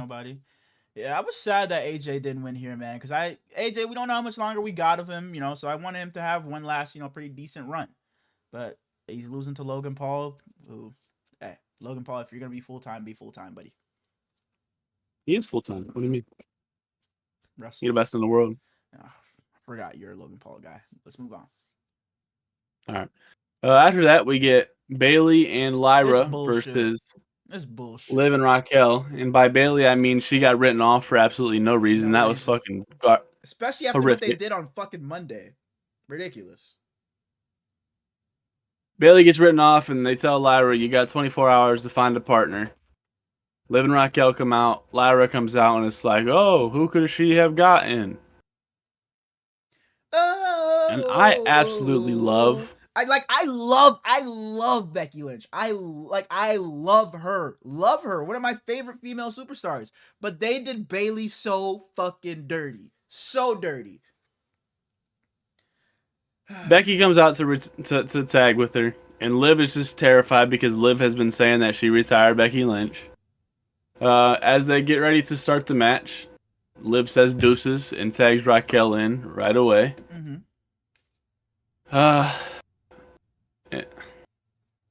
It was bad because not only did Becky being there not make sense, but Becky was also the only one that looked good. Like Becky being there made sense, but writing out Bayley didn't make sense. If you were gonna have Becky come back at Mania, come back Why not just have her come back a couple weeks earlier and be when they did that fucking tag team tournament, man? You had Bayley do that fucking hour-long gauntlet match just to say we're not putting you at Mania. We're taking your spot away for Becky. Becky could have came back at that shit. Could say Lyra has a special guest teammate, like we don't know who her teammate is yet. You could have done that. You have 24 hours to find somebody for the gauntlet match. Something, but you have take Bayley's spot when she did all of the work and take her spot away for this just made no sense. And then they won. I was like, no fucking way they just won. The Intercontinental Champion is winning a tag team title at Mania. I was like, hey, it is what it is. I didn't expect Becky to lose, but I was just like, no way they win this. But Bayley, I'm sorry. I don't know how she does it. I don't know how she takes it and she's just a good sport about it. Because I would have been, Bayley's a fucking first ballot Hall of Famer. I would be fucking pissed, bro. I would have been pissed. I don't know how she just takes this, bro. Shout out to you, Bayley. I love you. You're probably my favorite female superstar, but I wouldn't be mad if you wanted to, go explore your options or, do what you got to do because the disrespect is fucking crazy. First ballot Hall of Famer being taken off of Mania just cuz. This is another one that SmackDown tag would have been better. Or SmackDown ladder would have been better. Mm-hmm. Same with the main event that we are getting to now. The Undisputed WWE Championship. Bro, that is fucking crazy, man. Cody versus Cena. Cena enters. Beautiful. And no pyros, just black screen with his name on it. He's wearing his jorts with all black. He's walking out. Doesn't give a fuck about the fans. Man, just says John Cena in white letters on black, and the entire arena was blacked out, just a light kind of down on the ramp. It was an amazing sight, and then he has the towel behind it. It was hard. It was hard. I loved it a lot. He said you get nothing, and he fucking meant it. You just get the words John Cena in white, and that's it. Man. They should have stripped his theme down, too. Then we get Cody Rhodes coming out with the dirt bikes. And it's like, damn, they changed his theme. I was pissed. Yeah. I was pissed because I thought they were changing his theme. And then all the dirt bikes stop, and it goes dark. His mask comes on. The mask is pretty cool. Dun. Yeah. Wrestling. And then I thought it was sick because his mask opens up and it was like an iron. It was cool, yeah. That shit was hard as hell. It was. But instead of Super Cena, like some people thought we might get, it was basically Super Cody. Mm-hmm. Cena hit several attitude adjustments. Yeah. In this. I was like, no way, Cody's gonna lose right here. Yeah, bro, I was like, holy shit, Cody's actually gonna lose right here with no interference, no nothing. Cena's just gonna beat him clean, no fucking way. But Cody kept on kicking out, and I'm like, thank God. And the crowd turned. The second Cena's music hit, the crowd was we're rolling with Cena. It's fuck Cody now. We're rolling with Cena. We want 17. And I was like, no, man, stop booing Cody because Cody's my fucking guy, bro. I love Cody. He's not my favorite, but I fucking go to war for Cody, man. He's quarterback one. He's the face of this fucking company, man. And they're booing him. And they're booing him because of nostalgia, because of this fucking idiot that don't even like you guys anymore. He broke up with us. He broke up with us. And you're cheering this guy? And then on Monday, sorry to skip ahead, you're talking about we apologize or we're sorry chance to this idiot? Fuck you, Cena. Fuck 17. Continue, man. Sorry. Cena hits his third attitude adjustment and goes straight into the STFU, which, by the way, that shit's fucking weak.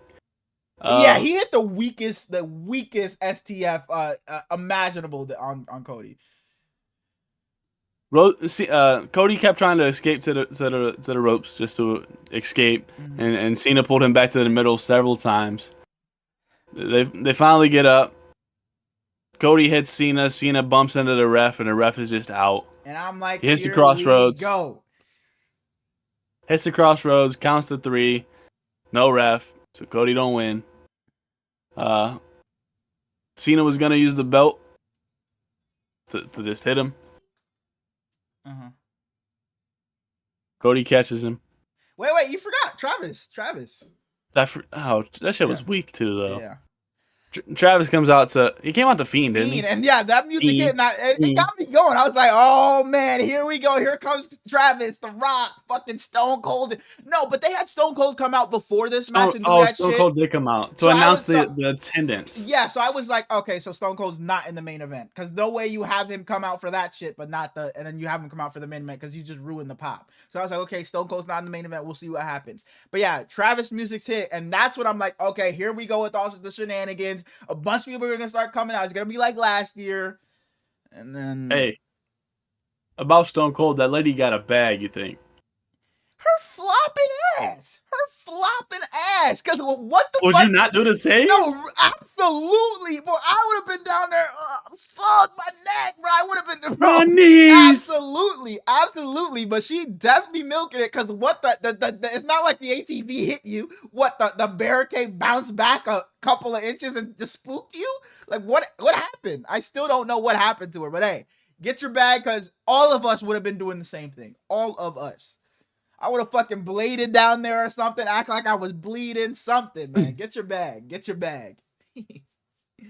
But as you're saying, Cena was down. Fiend hits, and he walks about as slow as humanly possible to the ring. So I'm like, okay, he's walking this slow because The Rock is about to come right behind him or something. But he walks all the way down. Oh my gosh, bro. Continue, bro. Bro, during the Heat game today, I was watching the Heat broadcast, and Eric Reed, he says something, and he goes, I think he goes, Hero driving straight to the hoop, and he comes right on Max Strus. Like, exact words. And I was like, crazy, that is crazy. I was like, no way, man. Does old dude still work for the Heat? The black guy, his name was like Jason something, the bald black guy. He was a little bigger. He used to do like the post game shit with the Heat, and he used to do like those fun games or whatever with the Heat back in the day. Yeah. Shouts out to him. I don't remember his name, but shouts out to him. That's random, but sorry. But Travis is pretty much told by Cody to come into the ring. He's telling him to come hit him again. Cody gives him a crossroads, and he rolls out. Like, kind of jump into the ring, like he jumped off the ropes. I was like, oh shit, hold on. I was like, here we go. Travis might do something, but Cody, you got your ass beat by. He slapped the fuck out of you, talking about you had a receipt for the guy, and your receipt is a fucking wrestling move. I said that in the Discord. You just slapped the fuck out of you, and your receipt is a punch his ass. That's what Nick Nemeth said. His receipt is a fucking wrestling. Ugh. Continue. I'm sorry. Nick Nemeth said, "If I get slapped like that, I'm beating the fuck out of him." Like, bro, like, they make baby faces such fucking idiots.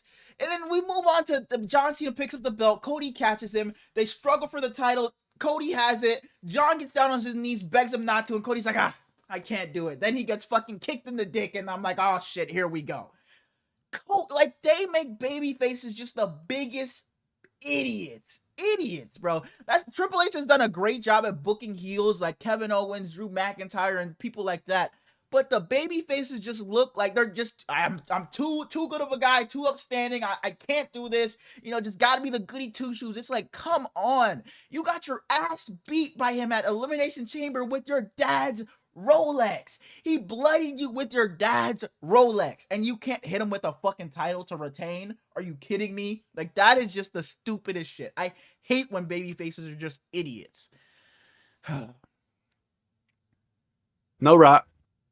No Rock. Fuck dude. Fuck 17. Fuck 17. Fuck Travis. And honestly, I ain't even gonna lie. Fuck Cody. Cause Cody, you need some fucking dog in you, bro. You need some fucking in you, some bad guy in you. Cause how the fuck are you just gonna let your ass get beat like that, and you can't hit dude with a fucking title? Are you kidding me? Are you fucking kidding me, Cody? So that we can go and slap Cody and he not gonna do nothing about it. They got him looking like a fucking bitch. Like, come on, man. And Cena hits him with the title and calls out the ref. Of course, the ref is ready to fucking wake up then. Goes for the 1, 2, 3 and wins it, bro. I'm on the roads.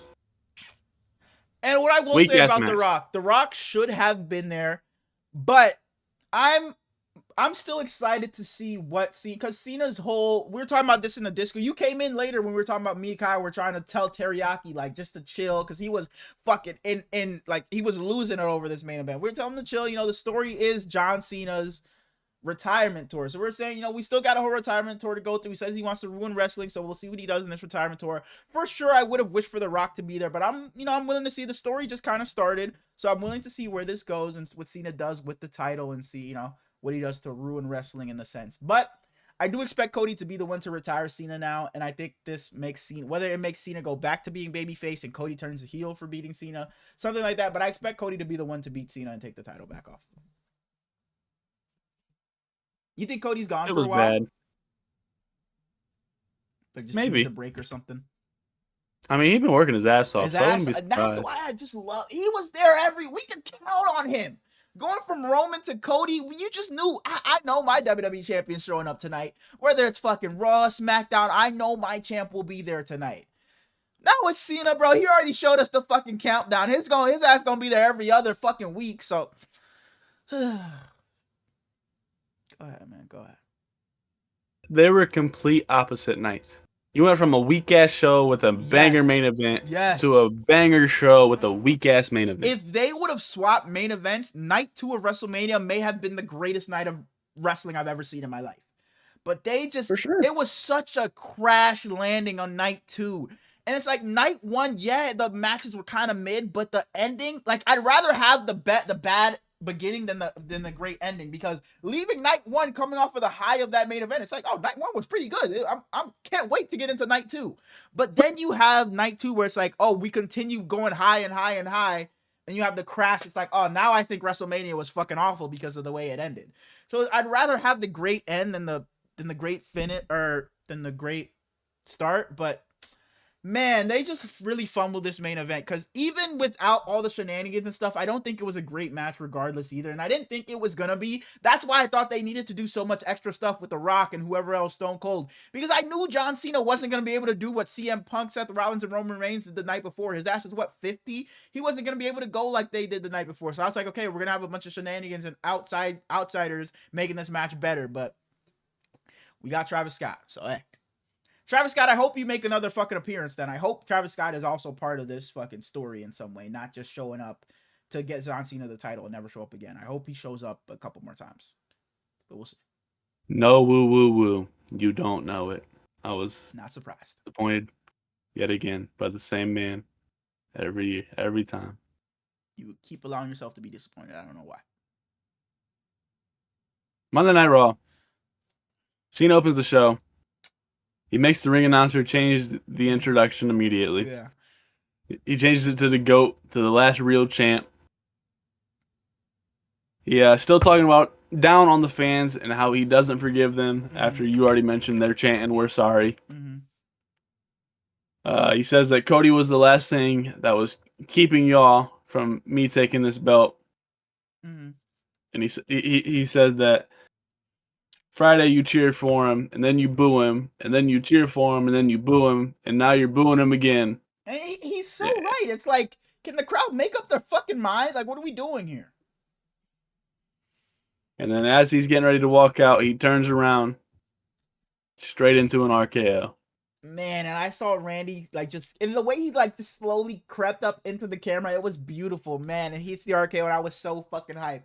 Here we fucking go, because Backlash in St. Louis, Missouri, Randy Orton's hometown. So I cannot wait for that. Can't wait to see this story of the roles reversed. It's always been Cena the babyface, Randy the heel. Now the roles are reversed. So I can't wait to see this. And the crowd's not going to boo Randy, I don't think. So we should get some boos for Cena here, which we fucking deserves. Fuck dude. Fuck 17th. Because Randy's going to go get 15. Then he's going to go get 16. Then 17. Then 18. Fuck you talking about. Fuck you, Cena. So yeah, I'm hyped for this little feud. But I think Cena's going to whoop his ass and move on. I knew we were going to get it, but I didn't think it would be this soon. Like, I thought it would be this soon because I knew Backlash was in St. Louis. That's why I was like, okay, it's probably going to be Cena and Randy. Because Backlash was in St. Louis. Fair enough.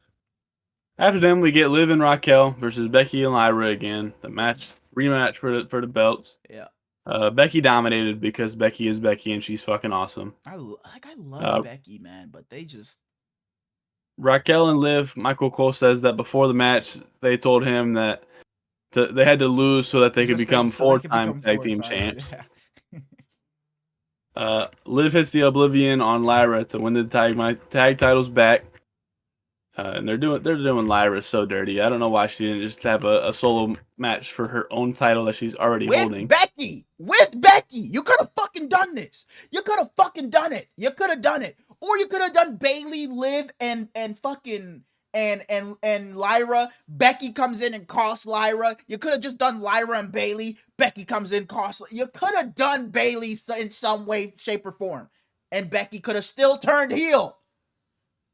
And that's what pissed me off. You have Becky turn heel after the match. And it's not like, not that I could understand it, but if you take off Bayley for Lyra and Becky to go on a tag team run, fine, whatever. Not that I would have done it or that I agree with it, but it's like, okay, whatever. But you have Becky take Bayley's spot just for them to drop it the very next night and for Becky to turn heel. Becky could have done that with Bayley and Lyra tagging. She could have just came back and cost them.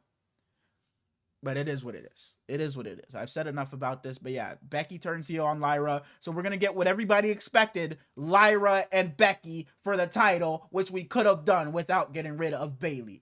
Bayley, I'm so fucking sorry, bro. She got New Day entrance. They're saying how they're the greatest tag team of all time. Yeah. They get interrupted by fucking Maxine Dupree. Bro, I heard this and I was, and she did it was a good promo, but I heard the Alpha Academy music and I was like, this is what we're gonna do. The New Day just had they had the great turn, then they finally win the tag titles and we're doing Alpha Academy. We're getting to Zawa. Like, bro, I'm like, come on, bro. There's nothing better for these guys. I would have taken fucking Austin Theory and Grayson Alpha Academy, who everybody just whoops on. Literally everybody just whoops on. It's everybody's fucking punching bag. That's who we're getting. Continue. She says, last time you all went up against Otis, he beat you in 60 seconds. Otis is what she says. Otis. She starts calling him the Minuteman, so they start chanting Minutemen. And they say, there's no Minutemen out here. Get a ref now. Then we get Rusev's music. I wanted him the night before, but I get him here. Yeah, and it was a little weird for him to come back here. Absolutely. Like, I was like, why the fuck is Rusev coming out during a tag team segment? It just was a little odd, but happy to have him back nonetheless. He looked giant, too. Looked great. He rocks Otis. New Day run away. He catches Tozawa, has his little segment with Otis, and then it ends. It's like, Judgment Day. Everybody does that to Alpha Academy, so Rusev doing that doesn't show anything. Everybody does that. I could go do that to fucking Alpha Academy, bro. Everyone beats up on them. Sorry. Otis is whooping your ass. For sure. Tozawa fuck around beat my ass too. Hell no. Oh, you're kicking his ass, huh? Yeah. Okay. All right. We get Judgment Day backstage. They're congratulating Dom. Finn walks up and it's like, uh-oh, because we saw them enter without Finn. He says, what happens in Vegas stays in Vegas. I'll be out there with you tonight. And Carlito's dumbass goes, we don't have titles, but it feels like we do, don't it? It was okay, a little segment. We go back to the ring. Io enters. She says it's the best night of her career. Rhea and Bianca tried to forget me. None of you will ever forget me again. And then that bunny with the wagon enters. And she said that she came to show her respect. She wants to fight with the best of the best. And Io says, I accept. How about right here, right now? And I was like, no fucking way this is happening. I was like, no way. Stephanie Becker is too good. She's NXT champion. Io Sky, way too good. She's the world champion. I was like, no way. And then Adam Pearce came out and I was like, yeah, it's not happening. Adam Pearce interrupts. He says, it seems like both of y'all want this. Vegas, do y'all want this? And they cheered. And he goes, and I think I want this. So let's give it to him. Took a page straight out of Nick Aldis's book. Yeah. Stephanie Valkyria's signature, absolutely elite. This was a great match. She hits it on Io, and they chant one more time, and then Io fights back, whoops her ass a little bit. She hits the Spanish fly backflip off the rope corner. That shit is magnificent. And then as she's getting ready to go in for the pin, when she gained a little bit of momentum, Roxanne comes in and blasts her from the corner, and they're a little confused. And then Julia comes in and rocks Stephanie from the other corner. And Julia makes me think of Dark, because during the Royal Rumble, I had no idea who it was, and he kept saying, Julia gotta be in it. So now she was NXT champion at that point, yeah. And she was like the 28th entrance or some shit like that. She was late as hell. But Julia starts to beat up on Io. Roxanne starts to beat on Stephanie. And as you said, Rhea runs out, manhandles Roxanne, stares down Julia for a little bit. And she just has to be involved in everything. She says the only one that's gonna beat up on Io's me. I love Rhea Ripley, but they just do her dirty. Like, they make people want to hate her. Like, why does I love you. Rhea can't do anything that's not involving the world title? Like, she just has to be involved with the world. She can't just do some a random one-off feud or something. She has to be involved with the world title. Like, come on. And I've seen people saying this is kind of building towards that all women's pay-per-view that they're planning on having, Evolution. But it's like, we could have done this without Rhea Ripley. Like, why is she grabbing the title and saying, Io, I'm coming for that? Like, please, you've had your opportunities. I want to see Rhea Ripley do something that isn't revolving around the world title, because Rhea Ripley needs to wrestle more often. Please, just do something different. Because every time she wrestles, it's a fucking banger, but she's only ever going for the world title, so she's never wrestling. That's all I got. There was a crazy amount of beauty during this segment in that ring. For sure. Roxanne every woman in there was looking great. Julia looked great. Like you said, everybody looked fucking phenomenal. Besides Rhea always looked great. Oh, okay. Jay has his little storyline cut up before he enters. That little showing what he's been through to get to the championship is great. And then they're chanting. He tapped out as he's coming out. And if y'all excited to see Jay as champ, let me hear you say. Yeah. And the whole place yeets. Sammy enters. And it was beautiful. I miss Sammy, man. Yeah. But I was like, oh shit. It's Raw after Mania. Is Sammy about to do it? I thought it was a chance he turned. Bro, I was like, is Sammy about to do it? Then he Jay was up on the turnbuckle and Sammy stopped eating and looked at him. He was right behind him. And I was like, oh my fucking God, Sammy's gonna do it. And this Jay segment went on forever, it felt like. So I was like, somebody's about to turn on him. Sammy's gonna do it, because you had Jimmy come out afterwards. But I was like, no way Jimmy does it. So I'm just waiting, knowing Sammy's about to fucking do something. But they got to the ramp and they were still yeeting and dancing. So shouts out to Jay. Sammy, I think Sammy will still eventually be his first match. It might be on some, like, oh, you're my best friend, you're honorary Uso, let me just give you a title match, and then maybe it leads into a Sami Zayn heel turn. But I really thought Sami Zayn was going to turn heel there, but I'm glad he didn't. It was a good little moment of them celebrating. Shouts out to you, Jay. We yeeted all over ourselves, man. I had to change my pants about 3 different times. Move on. He says that they're game day players, and it killed him to be out. It killed him not being there for him. And then, as you said, they did all that shit. He said, "You're my brother. I love you." And then his real brother hits, and that segment was at least 45 minutes long. Yeah, went on forever. We get Logan Paul's backstage post match interview with Kathy Kelly. And she asked him if he thinks he could have won without Karrion Kross and his manager's interruption. He said, it's an irrelevant question. I'll answer any call. I'll wrestle any match. And then they go straight to AJ's interview with Jackie Redmond. Mm-hmm. I hate you so much. And he said there's no bouncing back from getting... No, Karrion tells him there's no bouncing back from getting pinned by Logan Paul. Mm-hmm. Karrion got a huge pop when he came on camera. Huge pop, because he had that promo, I forget what every time now. Yeah, he had that promo, and it was going around Twitter, and people were loving it. So he got a crazy pop when he came on camera. When he did what? AJ tells him that he wants him to be the person from last year so bad, but he hated the person he saw in the mirror a year ago. He said, "You want to be angry at the world? Fine, don't take me down with you." And it goes to commercial, and it cuts from commercial straight to Gunther screaming at Michael Cole and Pat McAfee. I had to go back. Like, I went back. I was like, oh, I missed something. What happened? Like, because it just came straight from commercial into Gunther just yelling. So I went back and I'm like, bro, what the fuck happened? I missed something. I did the same thing. I was like, well, why is he just screaming? What did I miss? But I guess that's how they wanted it. And Michael, they're chanting, "You tapped out." Michael looks at him and goes, "Respectfully, I'm not the one who tapped out." Michael Cole was about that shit. Fuck you talking about? Hell yeah. He pushes Pat McAfee down and then starts to choke out Michael. Pat comes over and gives him a little elbow. Bro, Security Pat comes came out. in there and I was like, hell yeah, Pat. Hell yeah, Pat. Whoop his ass. Beat his fucking ass. Unfortunately. Yeah. Security comes out to get in between them, and Gunther still just like walks up to Pat and chokes the shit out of him. His entire entourage comes in. Turns his fucking back to him, hits him one time, then turns his back and starts talking shit to the crowd. Like, what the fuck?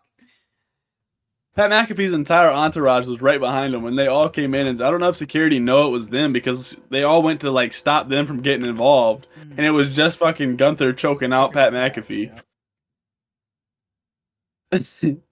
The whole arena was still chanting, "You tapped out." It goes backstage to Adam Pearce talking to Michael Cole. They dragged this, by the way. They showed Pat coughing and shit fucking 100 times, it felt like. They dragged this. He said, "How are we supposed to do our jobs if we can't have opinions?" And he says, "You're right. Take the rest of the night off." He said, "Yeah, I'm not going to let a bully win."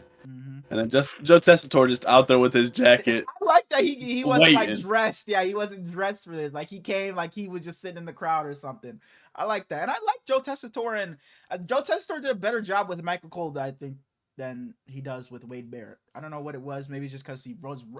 I was going to say something, but I knew he was going to give me a look. He was rubbing off of Michael Cole. So maybe it was like, you know, that dynamic was just better for him. But I like Joe Tessitore with Michael Cole. I need Corey Graves back so fast. Absolutely. Just tune into NXT if you want to hear him.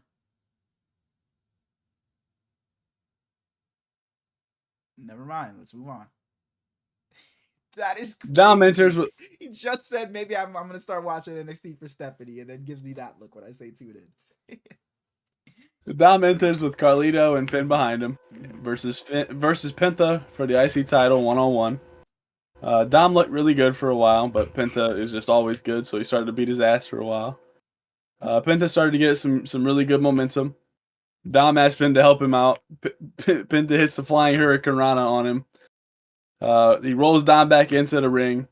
Carlito tries to interrupt a little bit, and then JD McDonough comes from nowhere to fucking knock his ass down. Surprised he's back already. Dom goes, me too. That shit looked bad when it happened.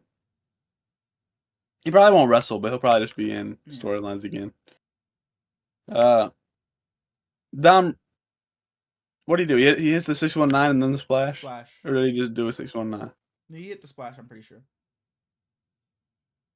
Yeah, he hit the splash for his first win, and then JD was on Twitter, and he said, "Now that I'm back, or I got back as fast as I can we all be friends again?" or some shit like that.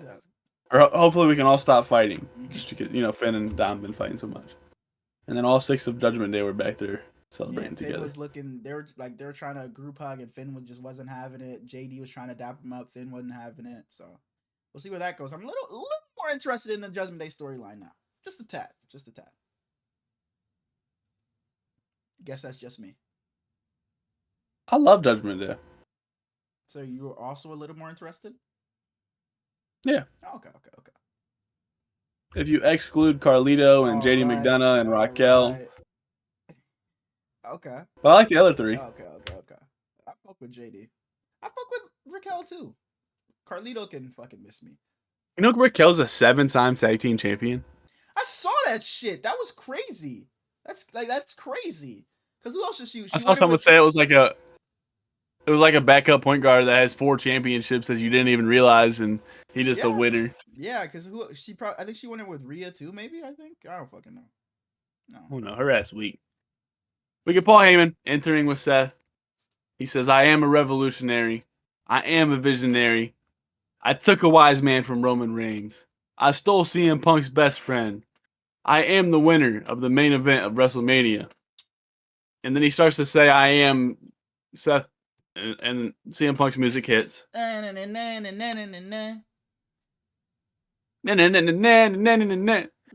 in my eyes, what do you see?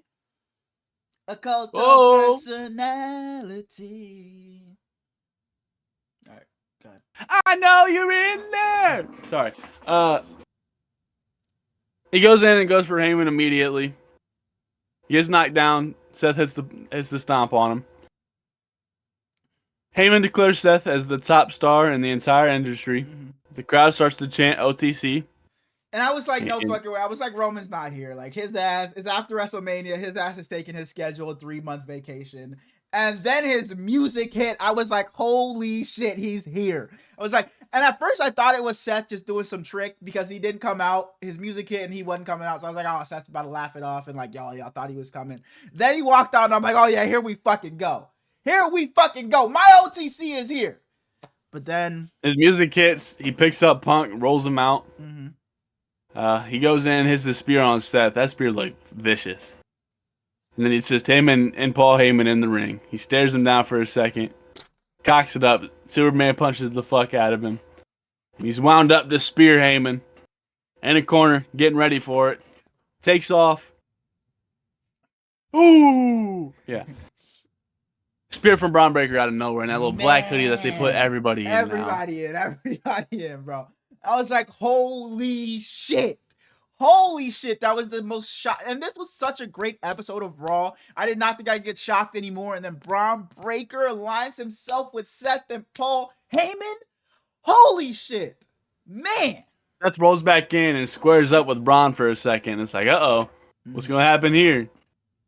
And I originally thought that maybe Paul already turns and Braun is just his guy. He turns on Seth again, and now he's man. But Seth squares him up. Punk rolls back in. He spears the fuck out of Punk too. Man. And then he goes, "That's my boy," as they're wrapped around each other. He goes out. Seth tells Braun to pull Roman back in. Roman hits him. He gets back up, runs all the way around. Roman be slapping the fuck out of people with that little uppercut slap, bro. He be bam. He runs back around, hits the super spear on fucking Roman. That shit, no way I'm taking that. Through the barrier. Mm. He picks him up, rolls him back in. Punk back in. Seth hits another stomp on Punk. Roman's just sitting there wheezing as Braun's holding his head up. They drop him. He hits the stomp on Roman as well. And they're all just holding their hands up at the end as Punk and Roman are laying there dead. Man, what a fucking show, bro. And that's what I was texting you, like, please, please, please watch. Please, I have to talk to somebody about this. I was begging you to watch. Because holy shit, this was fucking crazy. I didn't know who it was at first when Roman speared him, but I put it together pretty quickly, and he took his hoodie off pretty quickly. And I was like, bro, just that moment of it being Braun Breaker, I was like, holy shit, they're doing this. Like, he just lost the IC title, and the next night he's aligned with Seth Rollins and Paul Heyman. Like, holy shit. Wow. You think there's any chances he changes to Steiner? Because everybody knows he's a Steiner, and they talk about it all the time. No, I saw people say that. I hope he doesn't, because he always says, I made it and I didn't have to use the last name Steiner. I'm Braun Breaker. I didn't have to be Braun Steiner, and I made it this far without using the Steiner last name. So he better not. Fuck no. Fuck no. He's elite, though. I love Braun Breaker so much. I see a lot of people saying they're going to add somebody else. Is there anybody you want to see as the next member of this group, female? I want Austin Theory to turn bad. Austin Theory was another one. Ethan Page was, I know you're not an NXT guy, but he's a guy from NXT that people have been saying that they want in there. I've been seeing maybe we finally do something with Carmelo. I was just about to say, I've been seeing a couple people say Carmelo Hayes. If they want to add a female, Becky Lynch, I guess makes sense now since she just turned heel, maybe. But hey, I'm interested to see where this goes. It looks like the next big top maybe the Big Show. You got anything else? I've seen a lot of comparisons to Evolution though, and I think that if they just but there's no Randy Orton in today's world. Nah. There isn't. I mean, I guess it's just Austin Theory because you just find a guy that's just not really doing anything right now and try to boost him into a main eventer. So it really is Austin Theory. I hope it is Austin, but I don't know though because people have been wanting the Austin Theory babyface turn. So I just don't know. But I would be completely fine with this being Austin Theory. Man, I can't wait. If he's a serious heel, he can do it. It's just this goofy ass heel he For can't sure, play. for sure. Man, I can't wait to see what they do. And I'm already booking it. We got Seth Rollins and Braun Breaker at Mania 42. Because Paul Heyman said, like, we're setting up something big for WrestleMania 42 or some shit like that at the start of his promo. So I'm booking it right now as Braun Breaker and Seth Rollins in night 1 of the main event. Or maybe even night 2. The main event of WrestleMania 42. I'm booking it right now. Shake on it? $100? 43. $100? I want this faction to last a while. I hate that they build up factions and just tear them down so fast. I'm not betting you because I don't want it to happen. All right. All right. Is that all we got? Unless you got something else. Man, the people miss small talk, man. Nah, we be doing that at the start of the episodes anyway. We be doing it at the start of the episode. I was gonna say, we're at 2.5 hours. Well, we appreciate you guys watching and tuning in. If you haven't already, go down, leave a like, comment, and sub if you're new. We'll see you guys next week. Or are we doing an episode after the draft? Or no? Maybe. So we'll see y'all tomorrow. Just have your noties on. Maybe we'll see you guys tomorrow if we go live. But yeah, worst comes to worst, we'll see you guys next week. Now it's if. You said 65%. We will see you guys tomorrow. If worst comes to worst, we'll see you guys. We'll have another podcast uploaded next week. We appreciate you guys watching and tuning in. Head over to the TikTok, Twitter, YouTube Shorts. Hey man, don't go to that TikTok. We'll see you guys next time. Peace.